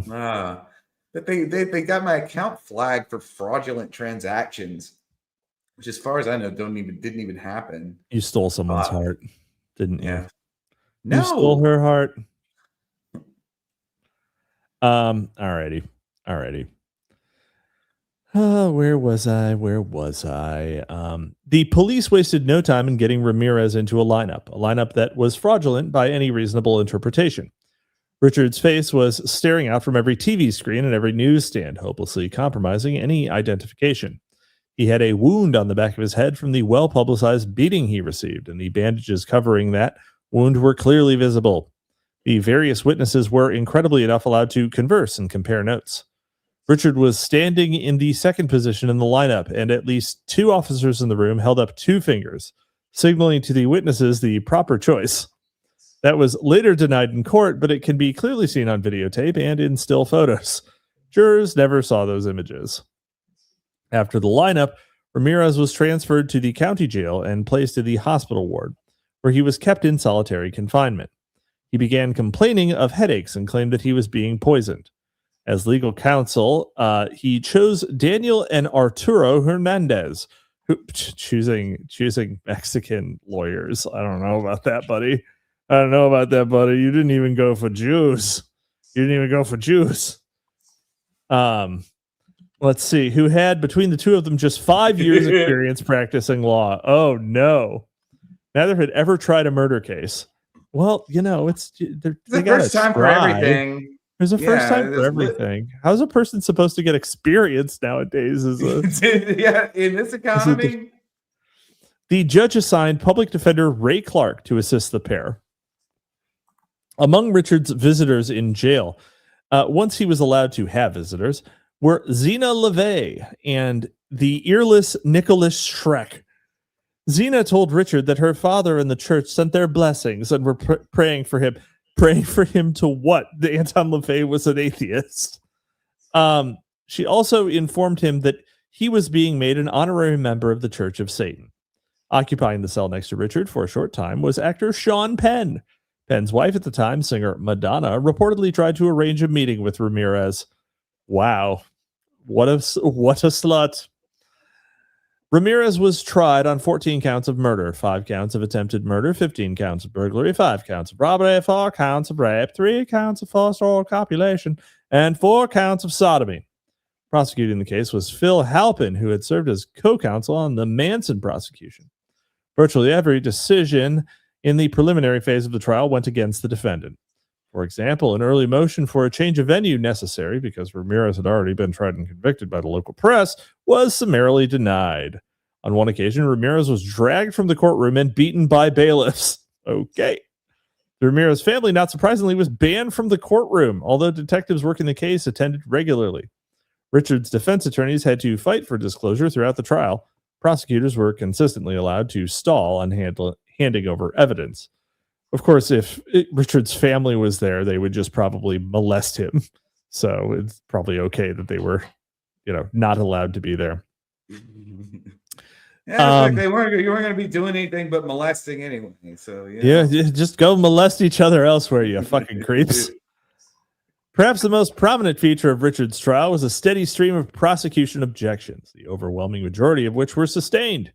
Another salient feature was the spectacle of Ramirez being kept shackled like an animal throughout the trial, while the media continued to demonize him and the non-sequestered jury soaked it all in. The Los Angeles Times did more than its share to prejudice the jury. Before the trial had begun, the newspaper reported that jailers had purportedly overheard a plan by Ramirez to shoot the prosecutor, although he obviously had no access to a firearm. In response, metal detectors were prominently displayed outside the courtroom. On the day the trial began, the Times ran a story in which it was claimed that Ramirez had bragged in jail of being a super criminal responsible for 20 murders. A sheriff's deputy quoted Ramirez as having said, "I love all that blood." A large portion of the prosecution's physical evidence consisted of the Avia shoe prints and what were said to be latex glove prints. But all that evidence proved, even if the prints were in fact found at the crime scenes, was that whoever committed the murders wore shoes and gloves. So true. The state did have one ace up its sleeve. On May 9th, 1985, the home of Clara Hadsell in Monrovia had purportedly been burglarized by Ramirez, who allegedly left highly incriminating evidence at the scene. Although Richard was never charged with the alleged crime, the judge readily admitted that evidence offered by prosecutors, even though, as previously noted, he disallowed evidence from another uncharged crime that would have aided the defense's case. The officer called to the Hadsell crime scene, Tom Wright, claimed that he had discovered in the sink below the window through which the entry had been gained an Avia shoe print. Right alongside that alleged shoe print was a palm print and fingerprints. Luckily, Officer Wright, in a preposterously unlikely scenario, happened to have what must have been the most fully stocked LAPD squad car that the department had to offer. Without calling in evidence technicians, the officer claimed that he single-handedly lifted various prints, utilizing a fingerprint kit that just so happened to have with him. He also just happened to have the extra long lifting tape that was required to preserve the oversized shoe print. Wright also claimed that he made plaster casts of additional prints that he discovered in the ground outside of the window, and that he then took photographs of all of the evidence at the scene. The elderly owner of the house, conveniently enough, had passed away, so there was no one to dispute the officer's account. This rather obviously manufactured evidence was the only way in which the state was able to tie the infamous Avia shoes to Richard Ramirez. The shoes themselves were never found, nor was any receipt for the shoes ever recovered. And no witnesses were produced who ever saw Ramirez wearing the shoes, and in fact, there's absolutely no evidence to suggest that Ramirez ever owned or wore a pair of Avia shoes. It's all about the fucking shoes. Why is it shoes are the stupidest fucking piece of evidence? Pretty dumb. It's so stupid. It's not that funny. It's pretty funny. It's just funny. No, McGowan went-dogged in that last little bit. He went-dogged. Yeah. In order to believe Officer Wright's account, we have to accept that Richard Ramirez, who managed to avoid leaving a single fingerprint at the scenes of any of the crimes for which he was charged, inexplicably left pristine palm and fingerprints at the Hadsell home and left them right alongside his trademark Avia shoe prints. He did all that at a crime scene where no witnesses and no evidence could be produced showing that a crime had been committed. To account for the fact that detectives were unable to produce any fingerprints from any of the real crime scenes, the state argued that the wily killer had worn latex gloves throughout his crime spree. And yet, at the very same time, the state argued that no gloves had been worn at this one particular crime scene. A rather obvious contradiction in the prosecution's case was never explained. I mean, it's not much of a, the problem is that it doesn't link him to anything except maybe a breaking and entering at that one place. That's the actual problem, not that he didn't wear gloves that one time. Right. The issue is that there's nothing tying him to the other locations. Other than what was recovered from Hadsell's sink, the only other fingerprint evidence that was presented were prints lifted from items in Richard's car and from items in a bag of his that was recovered from a locker at the local Greyhound station. All that evidence proved was that Richard left his fingerprints on items of his own personal property. Right. The defense team did manage to offer into evidence testimony that tended to clear Richard of involvement in at least some of the murders. Ramirez's father, for instance, testified that Richard had been in El Paso at the time of two of the attacks occurred. Although some questioned his father's credibility because he kept massaging his son's shoulders and allowed his hands to wander down his son's chest as he lowered his voice and whispered into Richard's ears, "You were with me, weren't you? Weren't you, Richard? You were with me in El Paso. We had quite the weekend." Anyway, though some questioned his father's credibility, two other witnesses confirmed his account. One of them even attempted to introduce into evidence a Polaroid photo taken of Richard in El Paso. The witnesses informed the court that she had personally witnessed the taking of the photo, but the judge refused to allow it entered into evidence. One of the most bizarre of the sideshows surrounding the lengthy trial involved Richard's devoted girlfriend, Doreen, and one of his surviving victims, some kid Covananth. Some kid Covananth. Doreen said outside of the courtroom and babysat some kid's 5-year-old daughter while some kid testified. Covananth apparently had no problem entrusting the care of her child to the girlfriend of the man who had allegedly raped her and killed her husband. And Doreen had no qualms with providing a service that allowed a witness to enter the courtroom for the express purpose of offering incriminating testimony against her boyfriend. The circus-like atmosphere of the trial continued after the jury began deliberations. 2 jurors had to be replaced, one within a week of beginning deliberations, after having sat through a nearly year-long trial. One of the 2, Phyllis Singletary, was murdered in a brutal Night Stalker-style attack. She was purportedly killed by her boyfriend for reasons unconnected to her jury service. The boyfriend, conveniently enough, allegedly killed himself before police could get to him. One of the 2 replacement jurors, seized without protest, had a family history of violent crime victimization. Both of her brothers had been murdered. Ramirez was killed for reasons unrelated to her jury service. It would be the alternative is weirder. Like, let's just say it was her boyfriend who did it. It'd be like, you bitch, you've been on that jury for a year. What's his name? Anyway, Ramirez was ultimately found guilty over 40 separate counts. During the sentencing phase of the trial, his defenders opted not to call a single witness. The jurors bestowed 19 death sentences upon him, even though a few of them later said they thought the defendant had been railroaded. Before his capture, Ramirez had talked of plans to buy a house and set up a torture room in the basement. Okay. He planned to film his exploits and sell the tapes. He told others that there was a market for such things. He also said that his idea of having sex slaves appealed to him. While these goals remained, but depraved dreams for Douglas Clark and Richard Ramirez, in the next chapter, we will meet some men who attempted to make those dreams a reality with varying degrees of success. You can just do things. Some people can. How are you feeling, Sandbatch? Yeah, I'm demoralized. Why are you demoralized? Well, this is not my favorite material. Oh, why? Perish the thought. Perish the thought. Yes. I don't. I wish. I wish it was more pleasant. Actually, I'm glad it's not pleasant for you. If it was more pleasant, if it was more pleasant for you, that would be pretty fucking scary. Well, it's but like, it's also one of those things where, like, I feel like some of the entertainment factor is also due entirely to this. What? That I'm visibly uncomfortable with the material. Well, you don't even like that. I'm like noticeably uncomfortable with it. Well, you're not on camera. I can't tell you're squirming. Well, I'm projecting. I'm projecting a squirming kind of a squirming kind of silence. Yeah. Oh, that's a good name for a poem. A squirming kind of silence. That's the kind of poem Tom Will would make fun of. Yeah, it is. Squirming kind of silence. A squirming kind of. It's basically like a Paul Simon lyric. Yeah. Alrighty. Chapter 16, The Collectors. Is that not a children's book?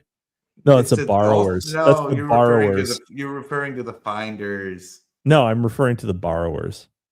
Oh yeah, the Finders was the murderous cult. The book.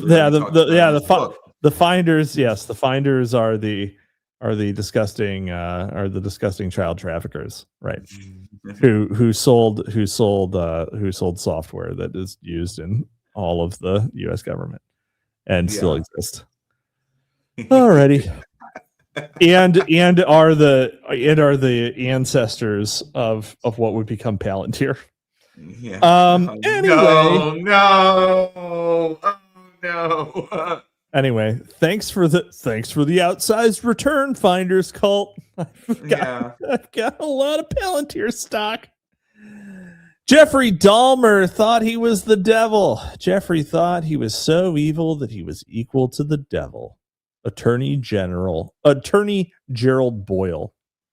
Boyle. You got a Boyle. Leonard Lake was a collector. He started collecting in the San Francisco area as early as July 1984. Bob Berdella was also a collector. He started collecting in Kansas City, Missouri in July 1984. Gary Heidnick was another collector. He did not start collecting in Philadelphia until November of 1986, unless you count his first failed attempt in 1978. Jeffrey Dahmer was probably the best known of the collectors. He started collecting in Milwaukee in 1990, around the same time that Herb Baumeister started collecting in Indianapolis, Indiana.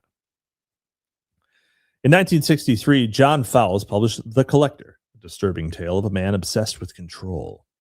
A butterfly collector in the beginning of the book, lepidopterist. A lepidopterist, he soon enough reveals his desire to collect and control women.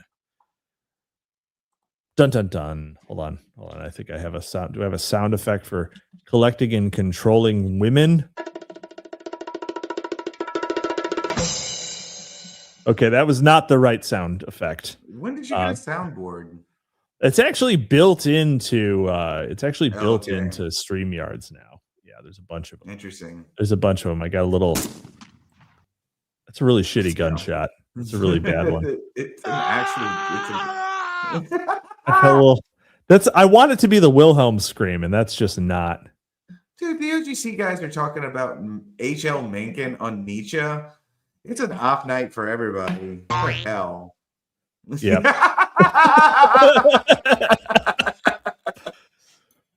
Oh man, I like H.L. Mencken. H.L. Mencken is fun.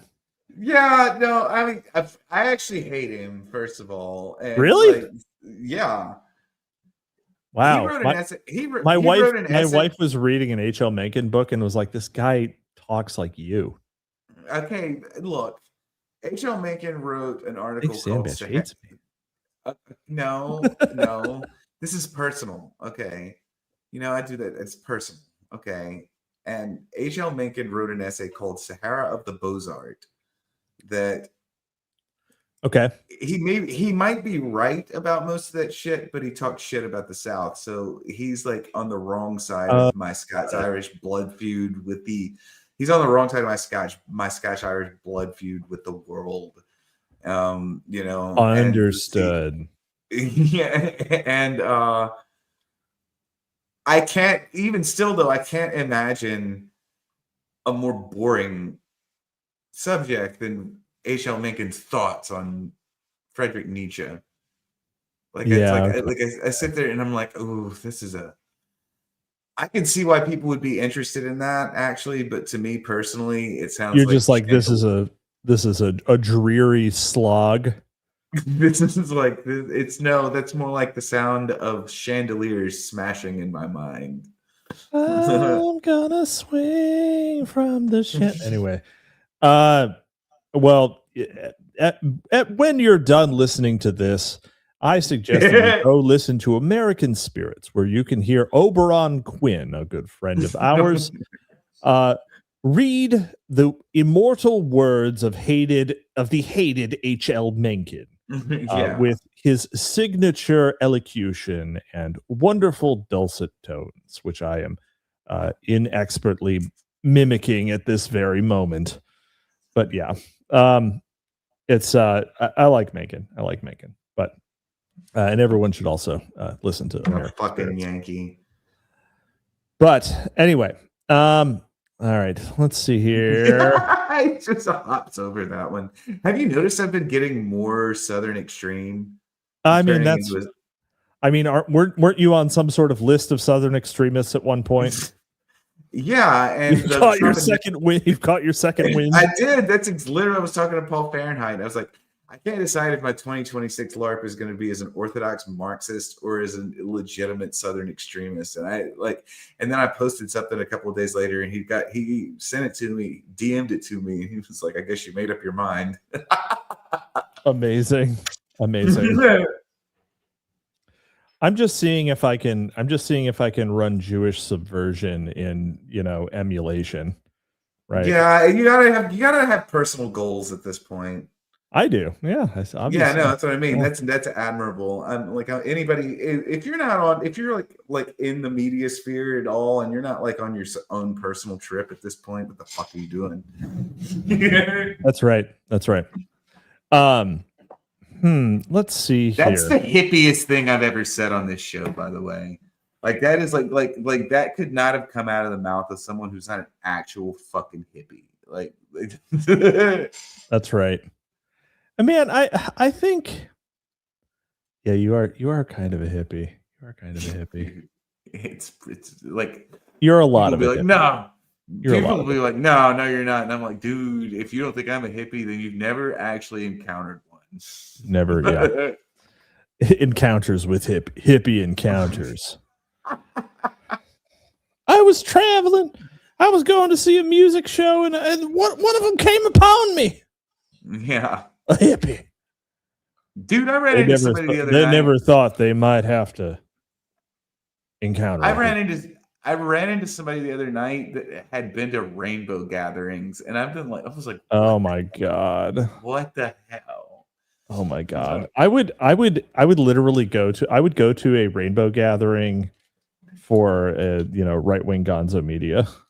Dude, I was like, I mean, I'd get fucking murdered. It's a totally different thing. What is that? But that Wolf conference, Wolf program. Jobs. Do you remember that? Were you enough of a millennial? No, what are you talking about? Yeah. WWOOF, Worldwide Opportunities on Organic Farms. Oh, okay. No. Oh, wait. I think I have heard of this one. This is where you go and you're like a free farmhand for like a month or something, right? Yes. They match you all over. This was really big for millennials because we grew up in a world that was slightly safer to just go work for random farmers, but yeah, I definitely remember hearing about this and being like, you're kind of like being a volunteer slave. It's totally being a volunteer slave. But the thing is, you do get to travel around a lot because you get to go to some really cool places. I never did it personally, but I knew a lot of people that did. You could be like, you get all kinds of really cool places. It's just like so they're like, oh, you're going to go work on a hops farm outside of Portland, Oregon. But then they're like, but we'll pay to get you there. So basically, you get a free trip to Portland, but all you have to do is be indentured for a month. Yeah. I mean, yeah. Okay. I mean, you know what? There were times in my life where that might have been an option. Yeah, exactly. Yeah. Thank God I was never between girlfriends, and I'm extremely monogamous and don't like walking out on people. So yeah. I frequently get accused of sounding like somebody who's been on that, but I haven't. But I can tell you what type of person you usually find there, and it's usually like it's a very particular kind of woman who has a history of drugs that she's getting over, and needs something to do while she finds herself. Oh God! and that's like 12 dudes, right? Yeah. No. That thing it really is. While I find myself as 12 guys on this farm. No, it really is mostly women. It's like probably probably like you. So, like you guys, if you're having a hard time finding a woman, If you're having a hard time, there is an actual program that will they won't pay you, but one of the Zoomers asked me yesterday. He was like, "There should be a place young men and women can go to just meet each other." And I was like, "Bro, it's everything but video games." And yeah, it's literally everything. It's called a society. We live in a society. We sound old as fuck for saying that, by the way. Yeah, but I know. But the that doesn't mean it's not true and also funny. But anyway, if you're having a hard time finding a woman, there's some fucking fixer-uppers right down there, and there's some fixer-uppers right down the way. There's some fixer-uppers planting radishes right down the way. They have unexpected features, both positive and negative. I must warn you. Yep. All right. Okay.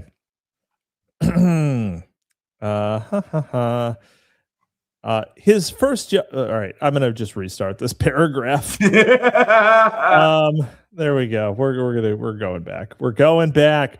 In 1963, John Fowles published The Collector, a disturbing tale of a man obsessed with control, a butterfly collector. In the beginning of the book, he soon enough reveals his desire to collect and control women and put them in a big jar with some rubbing alcohol on a great big cotton ball and put them to sleep and then pin them to a big board.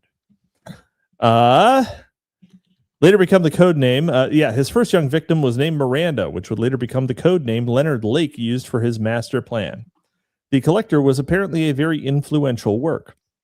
Leonard had a copy of it prominently displayed in his concrete bunker, along with Karl von Clausewitz's Principles of War. Bob Berdella cited the movie of the same name as having an enormous impact on his life. I'm just going to go ahead and write down both of these book titles for future reading. The Collector by excuse me, I'm sorry. Fowles. And yes, Clausewitz. I don't care about that one. All right. In November 1961, Gary Heidnik joined the U.S. Army and requested that he be trained as a military policeman. The Army, though, opted to send him to Fort Sam Houston near San Antonio, Texas, for training as a medic. When that training was completed, he was sent to an Army hospital in West Germany to work as an orderly. That did not work out too well, however, especially after the Army began experimenting on him with powerful hallucinogenic drugs, as his records would later reveal. You love to hear it, don't you, folks? Yes. We're going to be the best on secret LSD assassins. We're going to be the best, guys. Best around. He was sent back to a military hospital here in the States and then released here in the States. Wow. McGowan's being kind of meta with that. If you're reading the book, it's presumed that you're in the United States. And then released early with an honorable discharge. He later became a collector. In January 1979, Jeffrey Dahmer joined the U.S. Army and requested that he be trained as a military policeman. The Army, though, opted to send him to Fort Sam Houston near San Antonio, Texas, for training as a medic. When that training was completed, he was sent to an Army hospital in West Germany to work as an orderly. That did not work out too well, however, and Jeffrey was released early with an honorable discharge. He later became a collector. Someone's running an op. Now that seems a little odd. And while we're on the subject of Jeffrey Dahmer, his hometown of Bath, Ohio, was just 15 miles from Bob Berdella's hometown of Cuyahoga Falls. That seems a little odd as well. Collectors generally have... part of the country is so cursed. Ohio? Yes. So true. So true. Like that, and like... They're gonna... Ohio fills me with dread. You know who else has become a collector and is from Ohio? Who? J.D. Vance. Oh my God. Like, this is the reason did you hear that? That was not even my performing voice. Like, Ohio, mention of Ohio makes me, and I don't apologize to anyone listening from the fucked up state of Ohio. Like, fucking die in a fire, all of you. Look, when I think about Ohio, How do you feel about Skyline Chili? dude, what the fuck is that shit? What the fuck is that shit? Oh my God! This is what I told you. I'm going to the Upper Peninsula. Yeah, I'm with one of our mutual friends, and I think he is just like, I think he just wants to see my reaction to driving through the Midwest, and I'm just, it's like, it. Oh my God! The Midwest is God's country. But Ohio, ooh, dude. But Ohio is a test. Right. Yeah. It's different, first of all, because this is at the upper Midwest and low end, like the actual Rust Belt. I know. Ohio. Whoa, dude. I've been there like twice, and like once was in Columbus, Ohio. I went to a wedding in Columbus, Ohio, and that is the most like the same 5 restaurants you see when you get off the interstate anywhere in America. If you scaled that up to like the size of like my major metropolitan area, which it is, and then took God's mercy from it, is the like the grace of the Lord. So bad. I'm sorry. No, I'm not. Western Pennsylvania is not much better. Fuck you guys too. I mean, like, damn, I'm sorry. All right, hold on. Uncle Ted is like, y'all are Masons, right? Sandbatch is not a Mason. Sandbatch has never adequately joined or been initiated into anything in his entire life. He's too much of a free radical. I am not a Mason. And he is, like, he is the uninitiated. That's right. He has never been obligated. In fact, that's the one quality. I'm not particularly anti-Mason, but like I am too Jeffersonian to ever become a Mason, and like my complaints are very similar to his. I'm like, it looks too damn much like organized Christianity to me. Randall Shirker sends 10 Americaland fun bucks. Gonna catch up, but one thing I'd like to say about the topic in general is that this entire satanic panic is one of the many pillars for why the right is so afraid of asserting itself today. IMO. Uncle Ted again, though. Uncle Ted, I am not, in fact, a member of the Society of Cincinnati. I am third in line to become a member of the Society of Cincinnati. But I am a member of several hereditary organizations. Like I am, for instance, I am a member of the First Families of North Carolina, and I'm a member of a group in Charleston that I'm not going to name. But no First Family, no Society of Jamestown, and no Society of Cincinnati. Yeah. I am also not,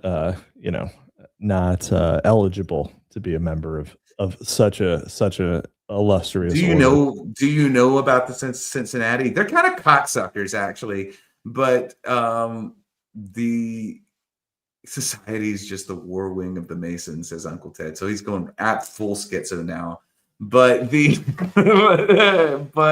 I love it when Ted's in chat. Yeah, I didn't realize he was gonna go that far. Uncle Ted, I think must be his name is Uncle Ted, and I was gonna say he must be a sovereign citizen, but then I was like, yeah, his name is Uncle Ted. Yeah, it's Uncle Ted Bundy. Yeah. Sex Freakman, of course, says base, to be honest. GBH. Ted Williams, all-time leading lifetime batting average. New York Yankee. No, he was a Boston Red Sox. Ted Williams. All right. Here's the notable original members of the Society of the Cincinnati. Washington Monroe, Brigadier General Clinton, Lieutenant Colonel Aaron Burr, Alexander Hamilton, Louis the 16th, Comte de Rochambeau. Yeah. Pretty much everybody was, but it Marquis de really, Lafayette. Yeah. But again, I have the same opposition to it that once again Thomas Jefferson had. I am the literal fucking Jeffersonian, and I oppose the Society of Cincinnati on the same grounds that Thomas Jefferson did. First time I've ever gotten to do that for two totally separate reasons on the same podcast. We're Jefferson-maxing here tonight. But Thomas Jefferson, of course, recognized the Society of Cincinnati was an attempt to smuggle European aristocracy into the newly minted United States, and properly opposed it on all counts. Because that's exactly what it is. It's an attempt to reestablish the British monarchy in the United States. And now, I mean, it's just kind of a boomer social club now, but it's really not. They do some horrifying shit. Oh man. I thought we were going to get all the way through a show without a personal meltdown. I thought you were a Wilson head. What? I am a Wilson head. I do like Woodrow Wilson, and I don't think he was a member. He was. Well, God, he had to go through some really strange. Oh, he was born in Virginia. I forgot about that. Yeah, it's totally possible. Wilson, Roosevelt, Truman, Reagan, H.W. Bush, but not W. Not W. HW was the most recent member. Interesting. I wonder who, because it should have gone to him then. I think he's got to be a member because that's inherited, you know. You'd think, maybe W wasn't a member when he. Yeah, maybe W is a member now, but wasn't when he was a president. For listeners who don't know, the Society of Cincinnati is their descendants of.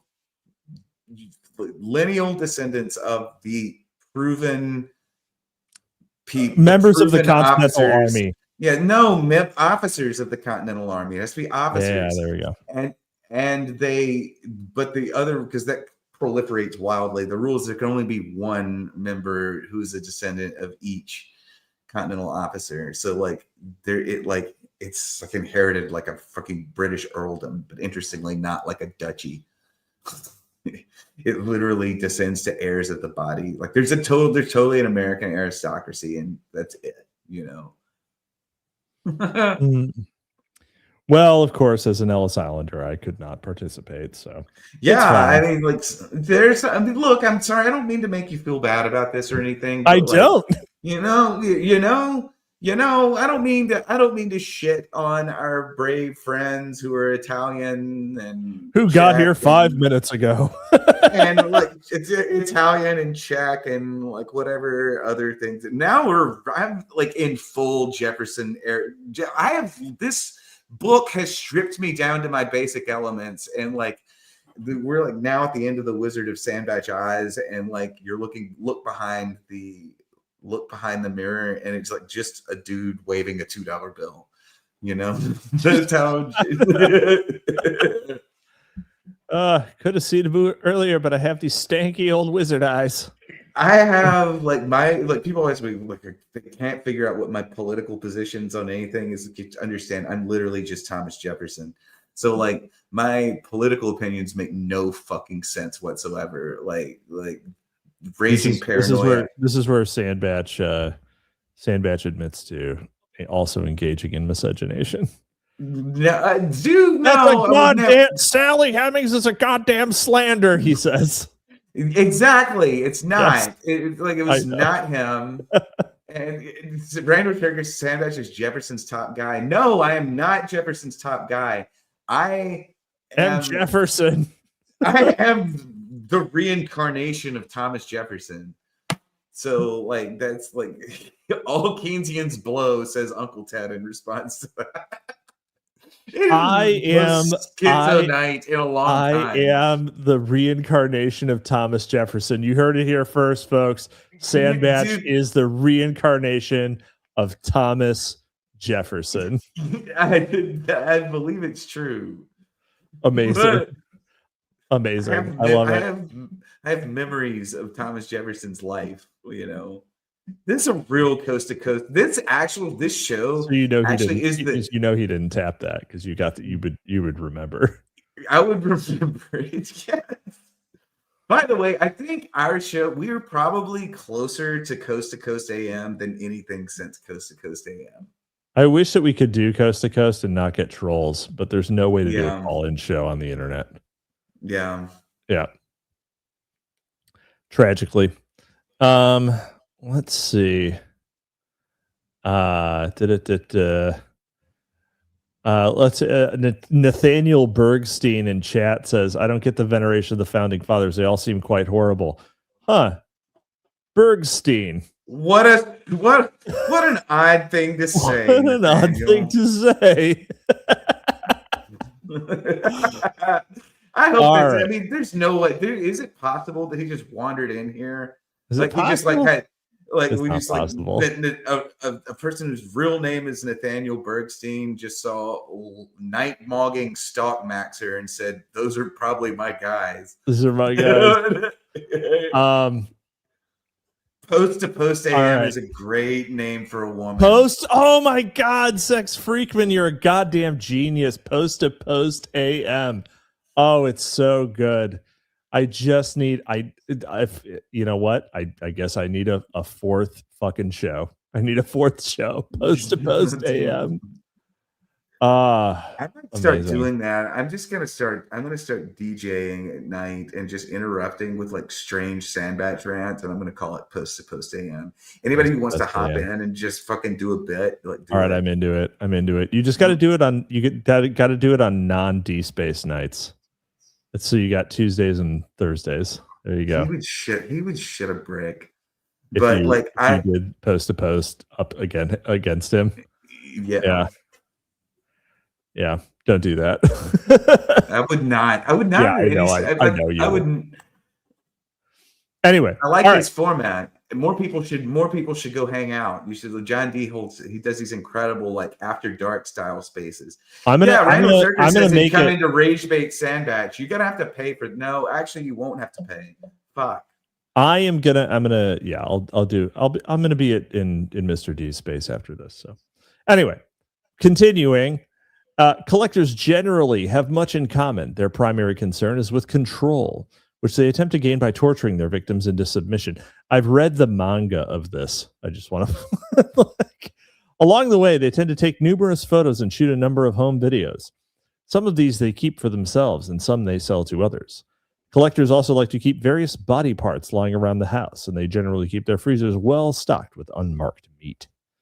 Some collectors are prone to race war diatribes and have grand plans to keep large stables of female sex slaves as breeders. Though these collectors are not unlike Charles Manson, except that their techniques are somewhat cruder. Leonard Lake and Gary Heidnick are examples of that type of collector. Other collectors are not concerned with acquiring breeders. They prefer to collect young men and boys. These collectors are not unlike John Wayne Gacy, Bob Berdella, Jeffrey Dahmer, Herb Baumeister, and every single Afghani male. They all fit into that category. There are also stories of the collectors and the havoc they wreaked in the late 1980s and early 90s. Pretty yay! All right. We have, wow, it's amazing. It's only been 2 hours, Sandbatch. Do you feel like this has been the longest 2 hours? Are we missing time? Is there missing time here? Are you gone? Have you gone to sleep? He's gone. He muted himself. That's it. No more Sandbatch. Okay, let's see here. Leonard Lake. Leonard Lake was born in San Francisco and raised primarily by a grandmother who reportedly was a strict disciplinarian. His father was said to be abusive and cold. His mother was a licensed practical nurse with experience working in mental wards. She later said that the family always encouraged Leonard to take an interest in the naked human form and to take pictures of girls, including his sisters and cousins. What a saucy family. Leonard's brother was reportedly abusive to animals, and he had a keen interest in fire. Mental illness ran in every generation of the Lake family. What was that, Sandbatch? Mental illness ran in every branch of this family. Yeah. I hate to interrupt again. Do you prefer corn or flour tortillas? Corn. On what basis? On the basis that I feel like they have more flavor. Many times flour tortillas tend to have a little bit too much loft and be too soft and not toothsome enough. They feel like overcooked. They feel like overcooked pasta and get gummy in my teeth.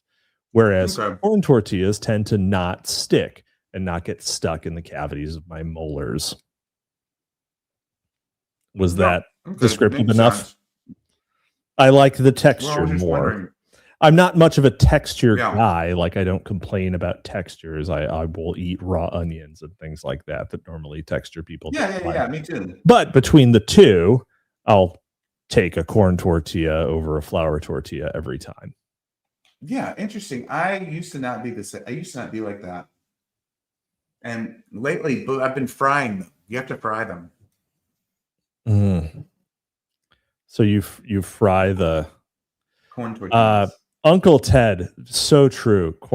Store-bought tortillas stay weirdly fresh, weirdly long. Yeah. This is totally true. Yeah, it's really fucking weird how they don't go bad, and I really don't like that. There's nothing in a real tortilla. There's nothing in a tortilla except salt and cornmeal, but like they shouldn't stay floppy. Corn flour. Yeah. When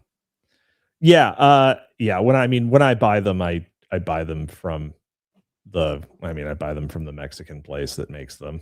That's near me. So that's the thing I miss about it's the thing and those do go bad. Those do go bad. Those do not last a week. I'm literally eating tortillas. Yeah, you're supposed to make them fresh. I'm literally eating tortillas. That's the reason I bring that up. Just eating tortillas? Yeah. Nothing on them? No.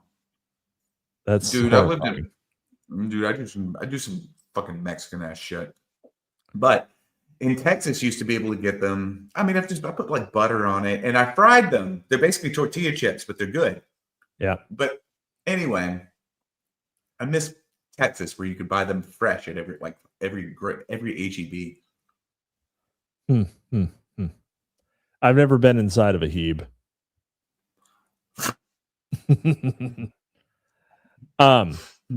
Anyway. Let's see. Let's see. You can increase the lifespan of a tortilla by adding in some vinegar. Interesting. That's makes sense. I apologize almost, but not really. Nah, you never apologize. In January 1964, Lake joined the U.S. Marines and served for 7 years. Part of that time was spent in Vietnam, where he earned several medals. His second tour of duty was cut short due to unspecified medical conditions. He was shipped back to the States and given a medical discharge. After that, he entered a VA hospital for psychological treatment. Lake later became a member of the Society for Creative Anachronisms, described by chronicler Joseph Harrington as a cult based on medieval worship involving sacrifices. That is not true. That is not correct. That is really overstating the Society for Creative Anachronism. They're Discordian adjacent LARPers, literally. Yeah. Lake's ex-wife, who sometimes modeled for the hardcore S&M videos that Leonard produced and sold, admitted that her former spouse had a long-standing affiliation with with a San Francisco witches' coven. Some of Leonard's friends later recalled that he often boasted of membership in a secret death cult. According to chronicler Joel Norris, Lake supported himself by making snuff videos and selling drugs. He also was known to stockpile guns. In his free time, he worked with kids at a local 4-H club. According to one report, that club was later the target of allegations of ritual abuse. Well, it's handy to have the goats around, I guess. Why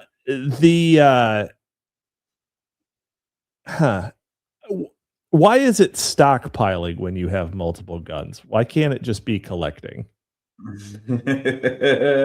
I think it Why is depends it called sharply. stockpiling? I think, it's one of those things that in theory you would hope that it depends sharply on the aesthetics of the, of the context. Yeah. And that the right people are making the right judgments, but that's totally not what's happening. Right. That's right. I think it might be a stockpile when it's like, you're just buying crates of Mosin Nagant slathered in Cosmoline, right? No, I think that's a collector, I think. Yeah, but you're just like storing them for some future happening, right? It's different.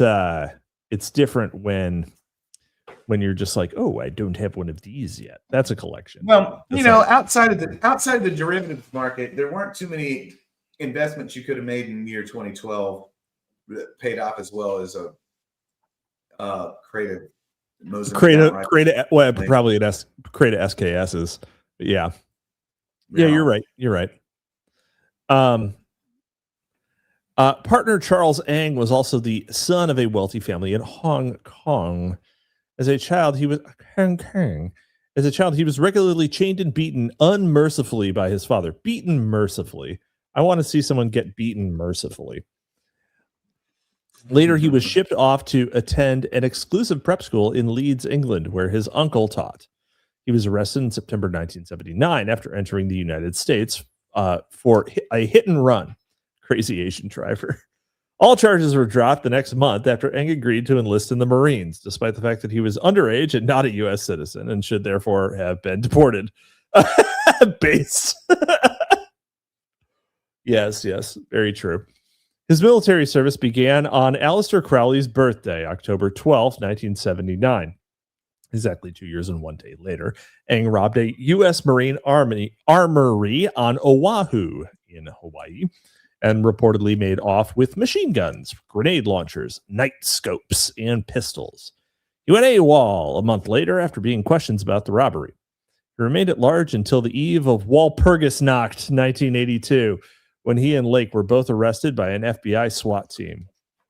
On August 15th, Eng was convicted and sent to the brig at Fort Leavenworth to begin serving a 2-year sentence. Lake, who was not involved haven't we gone over this multiple times? Maybe. I probably blocked it out. What is Walpurgisnacht? It is the evening of April 30th to the Friday, May 1st. So it's a traditional festival. It's a traditional, it's just 10 days after Hitler's birthday. It is a traditional festival celebrated on that night in parts of Central and Northern Europe, marking the end of winter and the arrival of spring. No. It's associated with witches and witchy things. So they do bonfires and dancings. I live in New Orleans. Every day is Walpurgisnacht. It's spring Halloween. It's spring Halloween is what it is.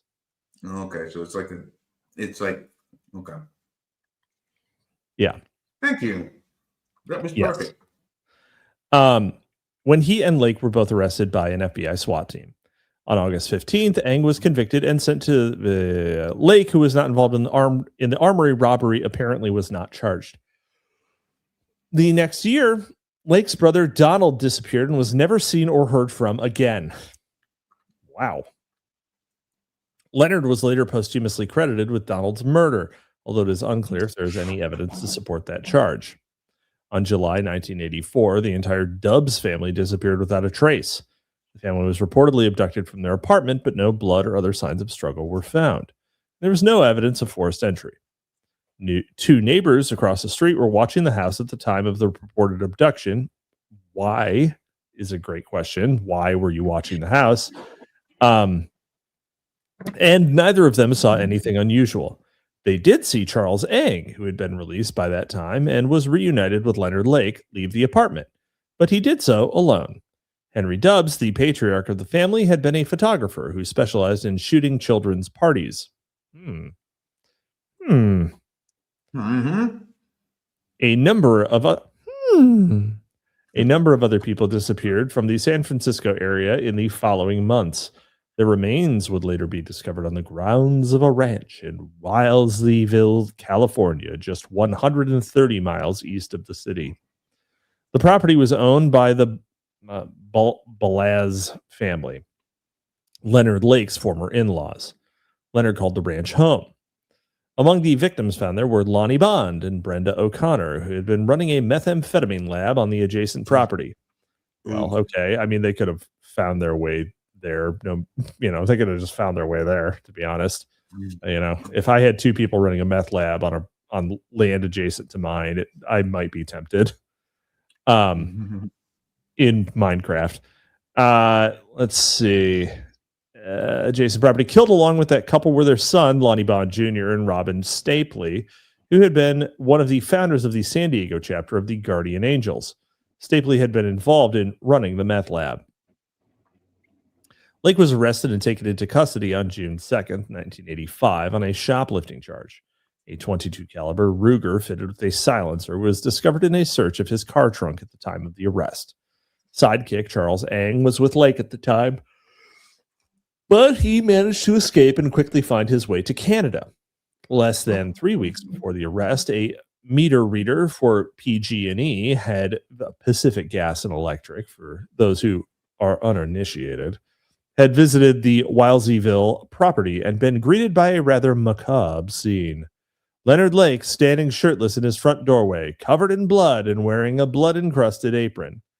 It is unclear whether this incident was reported. There is no indication that any action was taken at the time. Well, how do you know that? How do you know that it happened if it wasn't reported? Did Leonard Lake say that? Who said that? While Leonard was being interrogated following his arrest, he popped a cyanide capsule that he had conveniently and rather improbably had hidden in the collar of his shirt. He died without ever regaining consciousness.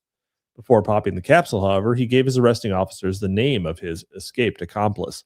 Well, what was the fucking point of the suicide? Police promptly made an appointment to see Calorin Balaz, Leonard Lake's former wife. Claralyn Balaz. Weird ass name.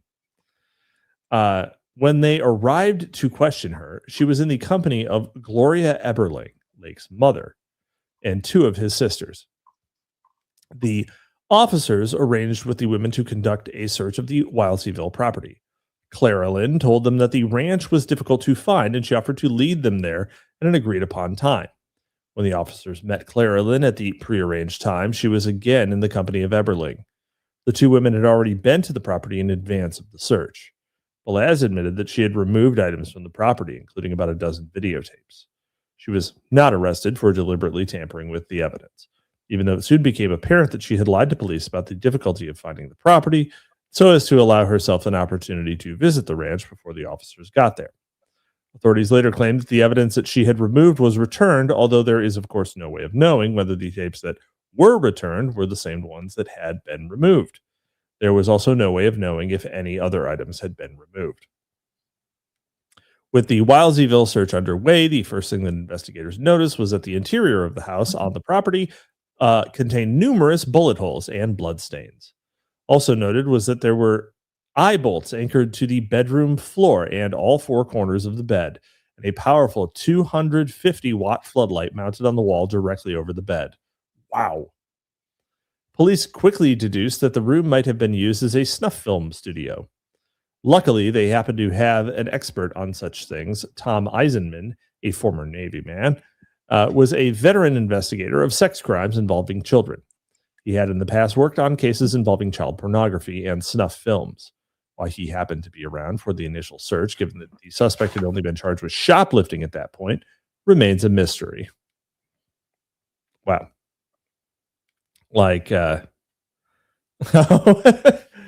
Sex Freakman says, you can't be writing a book like this and include a sentence like, a photographer who specializes in shooting children. Ooh. Yeah. Let's see here. Yeah. That's a good one. Let's see. Leonard's diary was found under the bed. Therein were such notations as, "I plan to build a prison for sex slaves. The perfect woman for me is one who is totally controlled." Leonard's prison had already been constructed in the form of a large concrete bunker that Lake and Eng had reportedly just finished building on April 15th.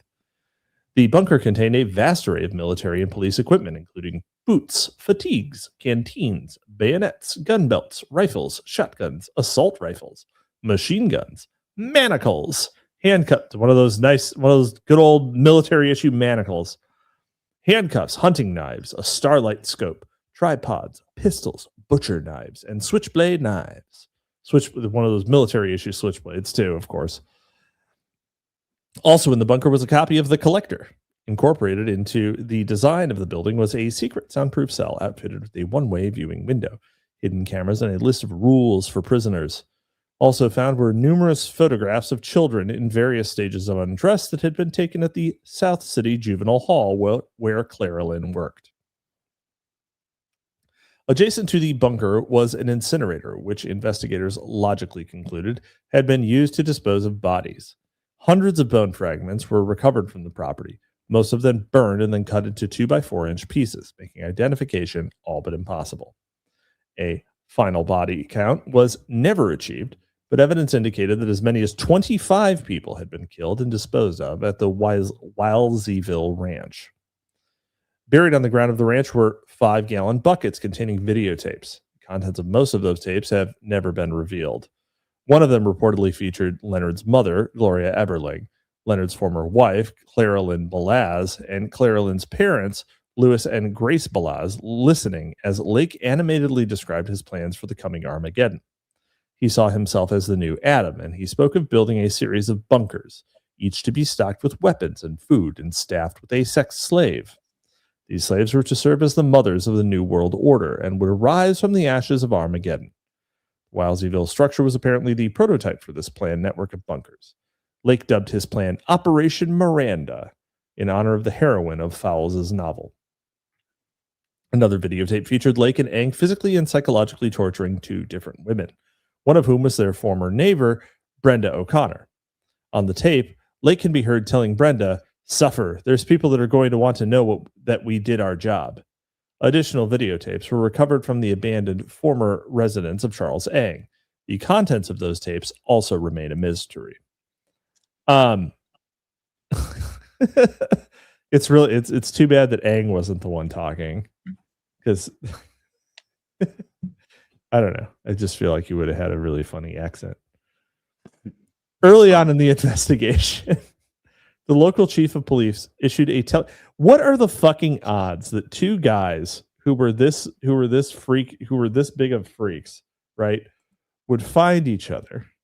They would find each other and start doing snuff films, right? Just worlds apart. Just a Chinaman and a good old homegrown American boy. What are the odds? Look at us. Who would have thought? Who'd have thunk it? Who'd have thought? Certainly not me. Early on in the investigation, the local chief of police issued a telling statement. This may be a case of mass murder or a cult situation. A cult case is a possibility we're not going to exclude at this time.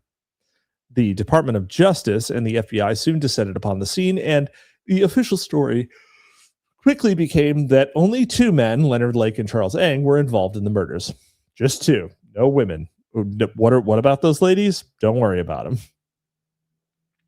As the investigation continued, the home of Louis and Grace Balaz was searched. The investigators hauled off 6 bags of potential evidence, including audio tapes, copies of the photographs of the girls at Juvenile Hall, and a variety of S&M gear. No members of the Balaz family were ever arrested. As the search at Wileseyville continued, body parts continued to be unearthed.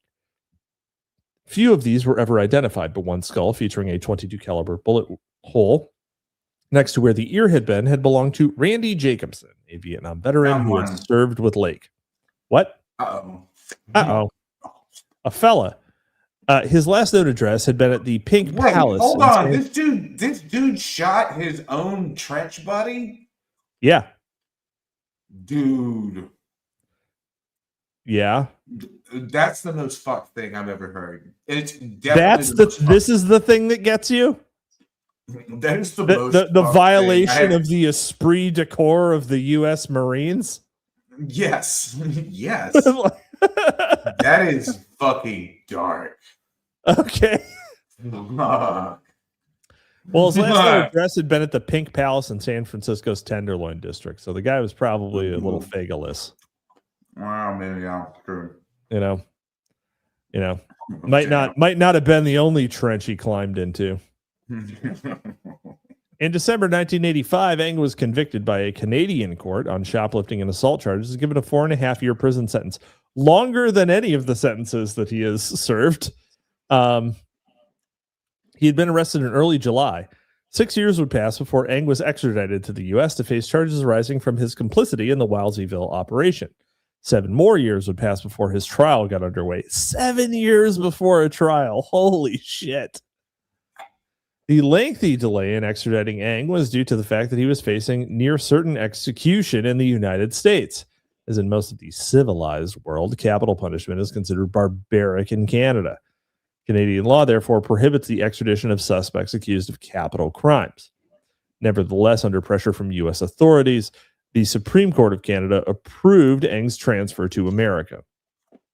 He was back in the States on September 26, 1991.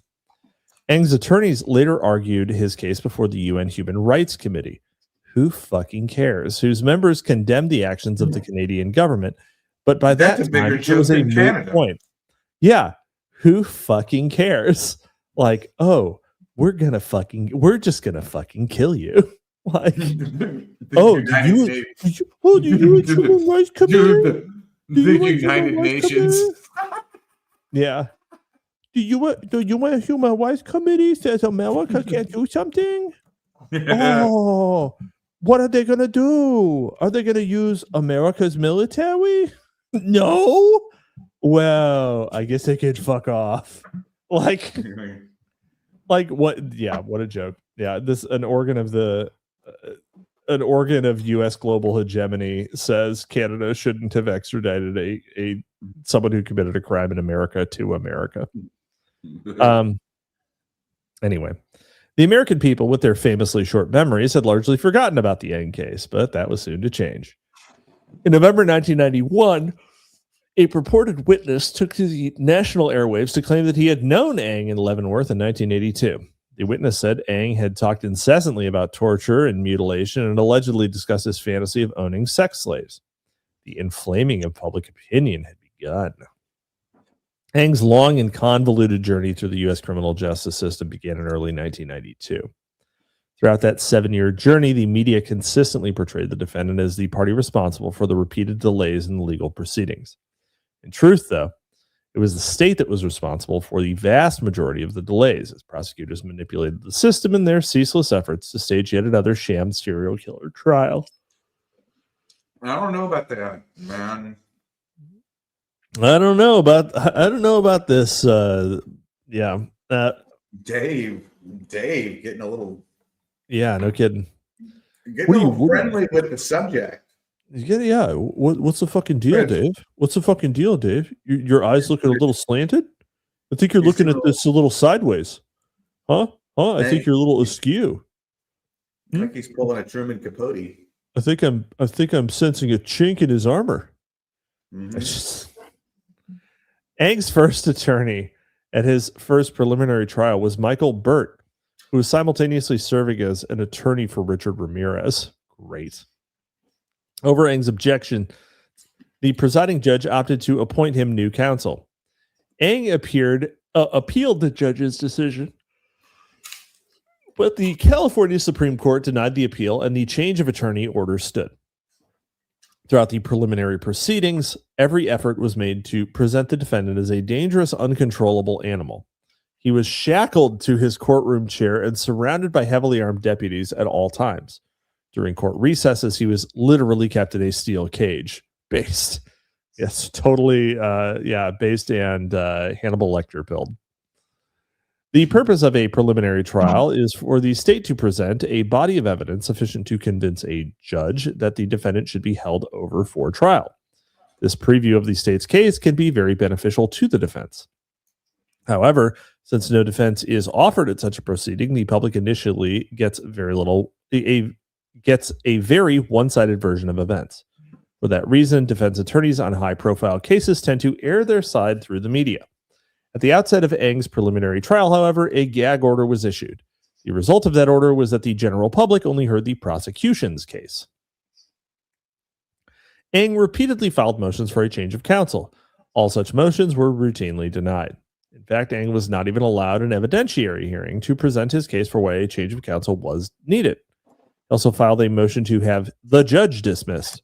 That motion was not only denied, but was stricken from the trial record. The preliminary proceedings resulted in indictments on 12 counts of murder.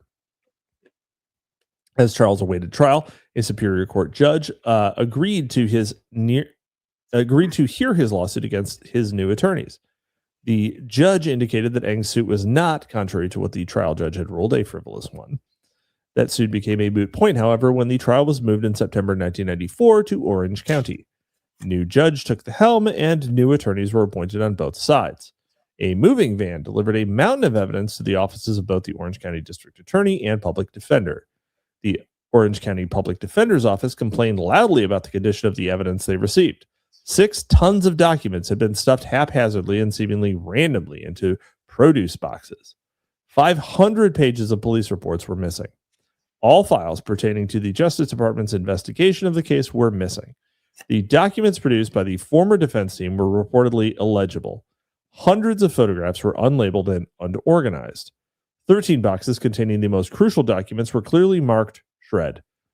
Well over 100 videotapes were included among the evidence, but only one was ever shown at trial. As the Public Defender's Office struggled to make sense of the evidence, while meeting resistance from the Justice Department and others, the new presiding judge opted to order the replacement of the new defense team. Charles Eng filed a request to have his team reinstated, but his motion was denied. The dismissed attorneys had been working to effect the removal of the judge from the case. The 4th District Court of Appeals ultimately reinstated Eng's attorneys and strongly recommended that the judge be disqualified. A new judge was assigned to the case in February 1997.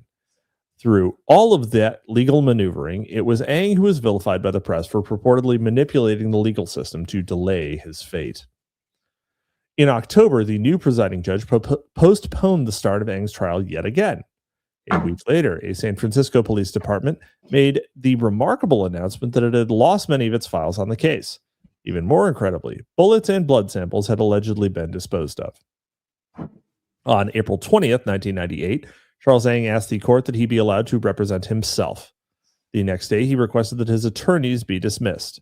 In May, his request to serve as his own counsel was granted. Dude, why is every fucking crazy person in the world, like, you'd think, like, don't represent yourself, fucking dumbass, is like one of those things that's so universal, nobody could miss it, but it's like, wow, look, it does actually tend to weed out serial killers. Yeah. True.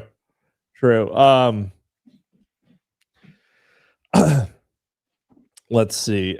In June, a man to whom Eng had allegedly confessed in prison and who had been billed as a star witness for the prosecution died in a single car crash. The media hinted ominously that Eng had somehow arranged the man's death, but it was actually the state that benefited. The witness's purported testimony was read into the record by a U.S. Marshal. The jury, of course, was not able to gauge the credibility of the man whose words were read in court, and the defense was unable to cross-examine the deceased witness. Those are precisely the reasons why such testimony is virtually always disallowed, except in the Eng case. On June 17th, Charles Eng made his debut as a defense attorney. By August 21st, he had lost the right to represent himself. Amazing. By mid-September, the preliminary proceedings had been wrapped up and jury selection began. On October 26, 1998, the long-awaited trial of Charles Eng finally began. Prosecutors began their presentation by showing the graphic videotape of the two women being tortured and raped. The images on the tape were disturbing, to say the least. Airing it for the jury did considerable damage to the defense's case. The tape, however, did not answer the question of whether Charles Ng was guilty of murder, since the murders of women were not captured on the tape, at least not on that particular tape that was aired in court. What the airing of the videotape did accomplish was to radically inflame the emotions of the jury.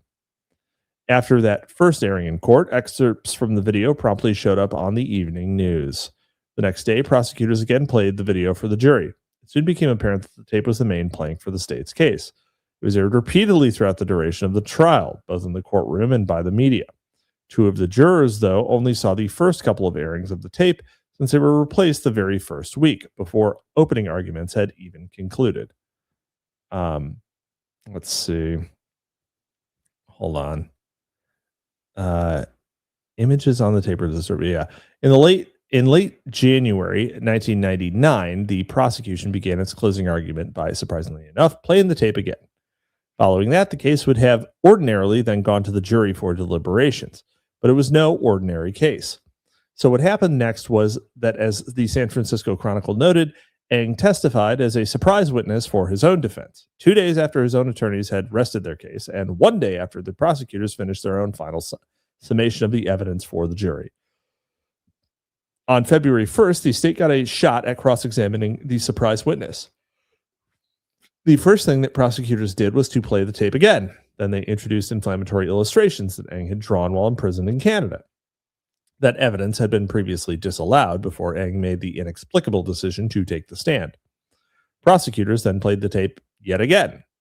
Needless to say, it is difficult to see how Ng aided in his cause with an 11th hour appearance as a witness.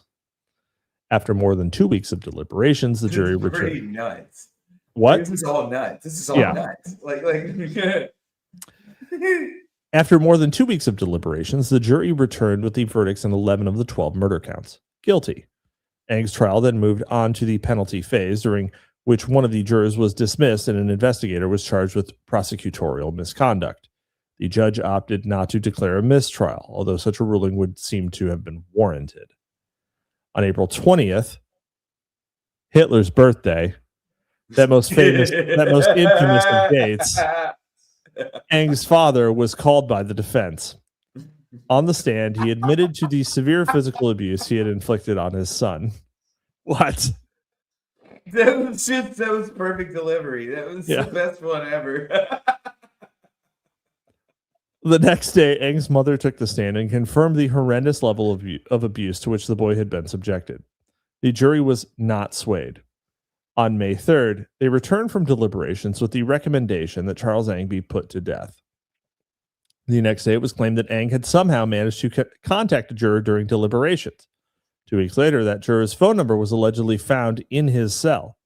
On June 30th, 1999, a sentence of death was formally imposed upon Charles Ng, thus ending his 14-year legal odyssey. That's a wild ride there, bro. Yeah. Play it again. Sex Freakman, like, I like to imagine everyone rolling their eyes as the prosecution just goes, play it again. You know the one. That's right. He still seems to be alive. Charles Ng. Yeah. I mean, there's probably a bunch of Charles Ngs. No, I mean, I don't know. Maybe they haven't done an execution in California since. Michael Rustigan, a criminologist from San Francisco State University, had this to say about that odyssey. I think it's perhaps the strangest case in the annals of serial killers from the standpoint of the trial. In terms of legal process, I'd have to say it's one of the most bizarre, confusing, and outrageous cases I have ever seen. Perhaps Rustigan just needs to spend a little more time studying serial killer cases. For as bizarre as the Ng case was, it did not really differ dramatically from other serial killer cases. Although it was perhaps pushing the boundaries just a bit when Clarilyn Balaz, billed as a star witness, took the stand and then was promptly dismissed after both sides failed to ask her a single question. What the fuck? Not a single question. Amazing. Joel Norris, a psychologist, author, and expert on serial crime, has written that Lake and Ng were in possession of snuff videos that combined violent sex with vivid scenes of actual murders committed on camera. Photo portraits of women in chains, snapshots of dead victims moments before their burial, and bags of human bones that have been boiled down into soup.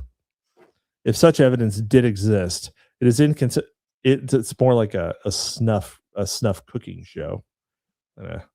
Yeah, if such evidence did exist, it is inconceivable that it would not have been presented in court. But there is ample reason to believe that such images did exist amongst the hundreds of videotapes and photographic images. Why then was it not produced? The most logical conclusion is that the images either depicted Aang acting in conjunction with other unacknowledged perpetrators, or they showed that Aang did not actually participate in the murders. Yeah. Let me see. Oh man, there's no way. There's no way we're making it to the next one, is there? Maybe we can. Maybe we can. Hey, do you think we can find that video? Do you think we can find the actual? I was thinking that, but I'm just gonna go out on a limb and say no. Actually, I'm gonna go out on a limb and say yes, but I'm not gonna do it. That's the kind of thing I could see you poking around in, though. Charles Aang court video. Oh man, he was an ugly one. He was a real ugly one. It's all oh man, these are miserable. His death sentence was upheld in July of 2022. Well, there's a bunch of Leonard Lake home videos. I bet that's it. I mean, I'm sure it's available. Yeah, there's a bunch of them. He's just like sitting in a. There's a bunch of them where he's just like sitting in a recliner. Hold on, check this out.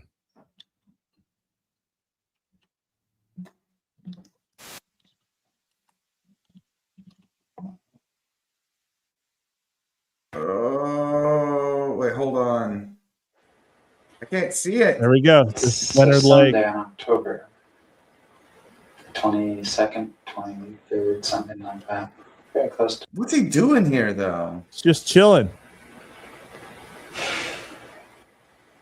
Life as I'm living it. This guy thought he was the new Adam, the guy with the George Costanza hair.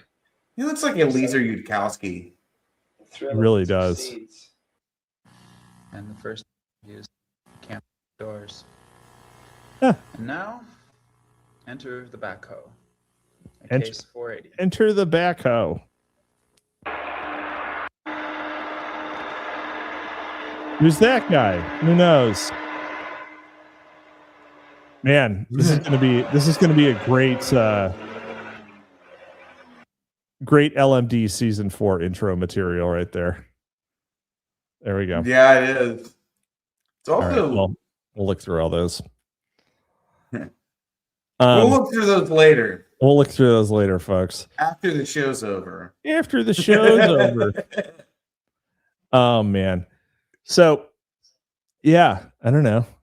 Do you think they showed the backhoe video a bunch of times?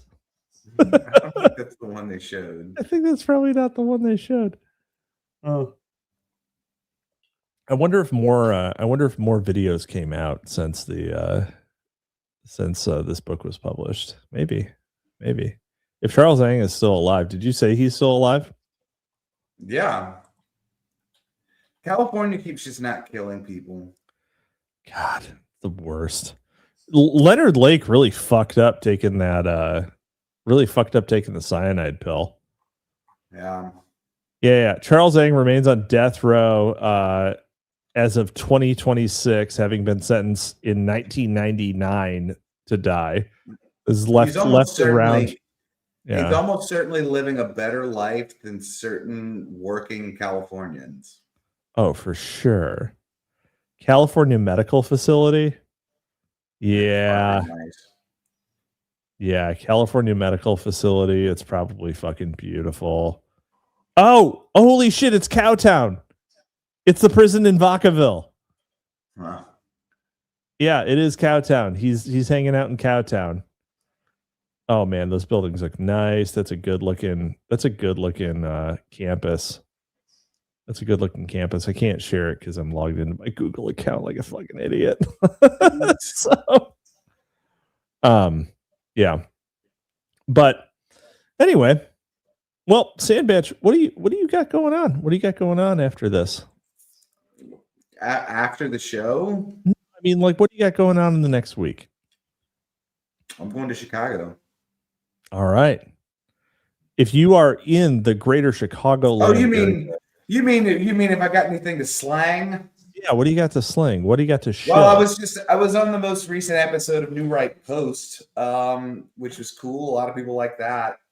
I have a book that's done and it's written and it's in the publication shoot, but Amazon's fighting with me over the identity of the account holder. So that'll be coming again. You know, everything.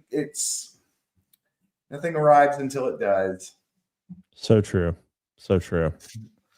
Well, you can catch me every Wednesday night on Drive Time Movie Night on X.com, Rumble, and Kick.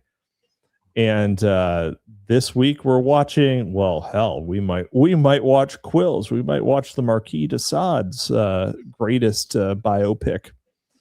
But we'll find out. It's gonna be a great secret. And I am on an upcoming episode of the Book Club from Hell, so look out for that one. With that, we will leave you to it, and we'll see you next time. Bye. You're discouraged from questioning and thinking critically. You must accept the word of the leaders. They make you feel guilty if you do question or argue. Your environment is often controlled, cutting you off from friends, family, school, previously held beliefs. They want you to become dependent, provide a poor diet, poor health care, little sleep, and long, exhausting hours of work to make you physically weak and lower your ability to think clearly. Subtly, your self-confidence gets undermined, and your self-image or sense of identity is changed. The leaders control channels of communication.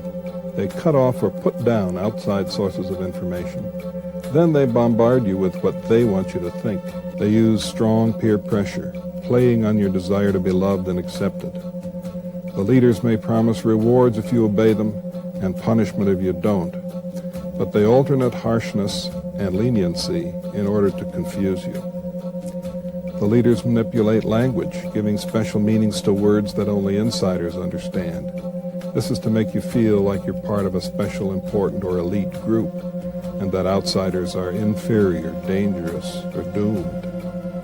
You have to confess your shortcomings, mistakes, or misbehavior, sometimes even if these things never really happened. And meanwhile, your time and activities are tightly controlled. You don't have much privacy or energy or time to think because you're too busy doing monotonous, repetitive tasks. The leaders try to control you and even your sexuality, everything about you.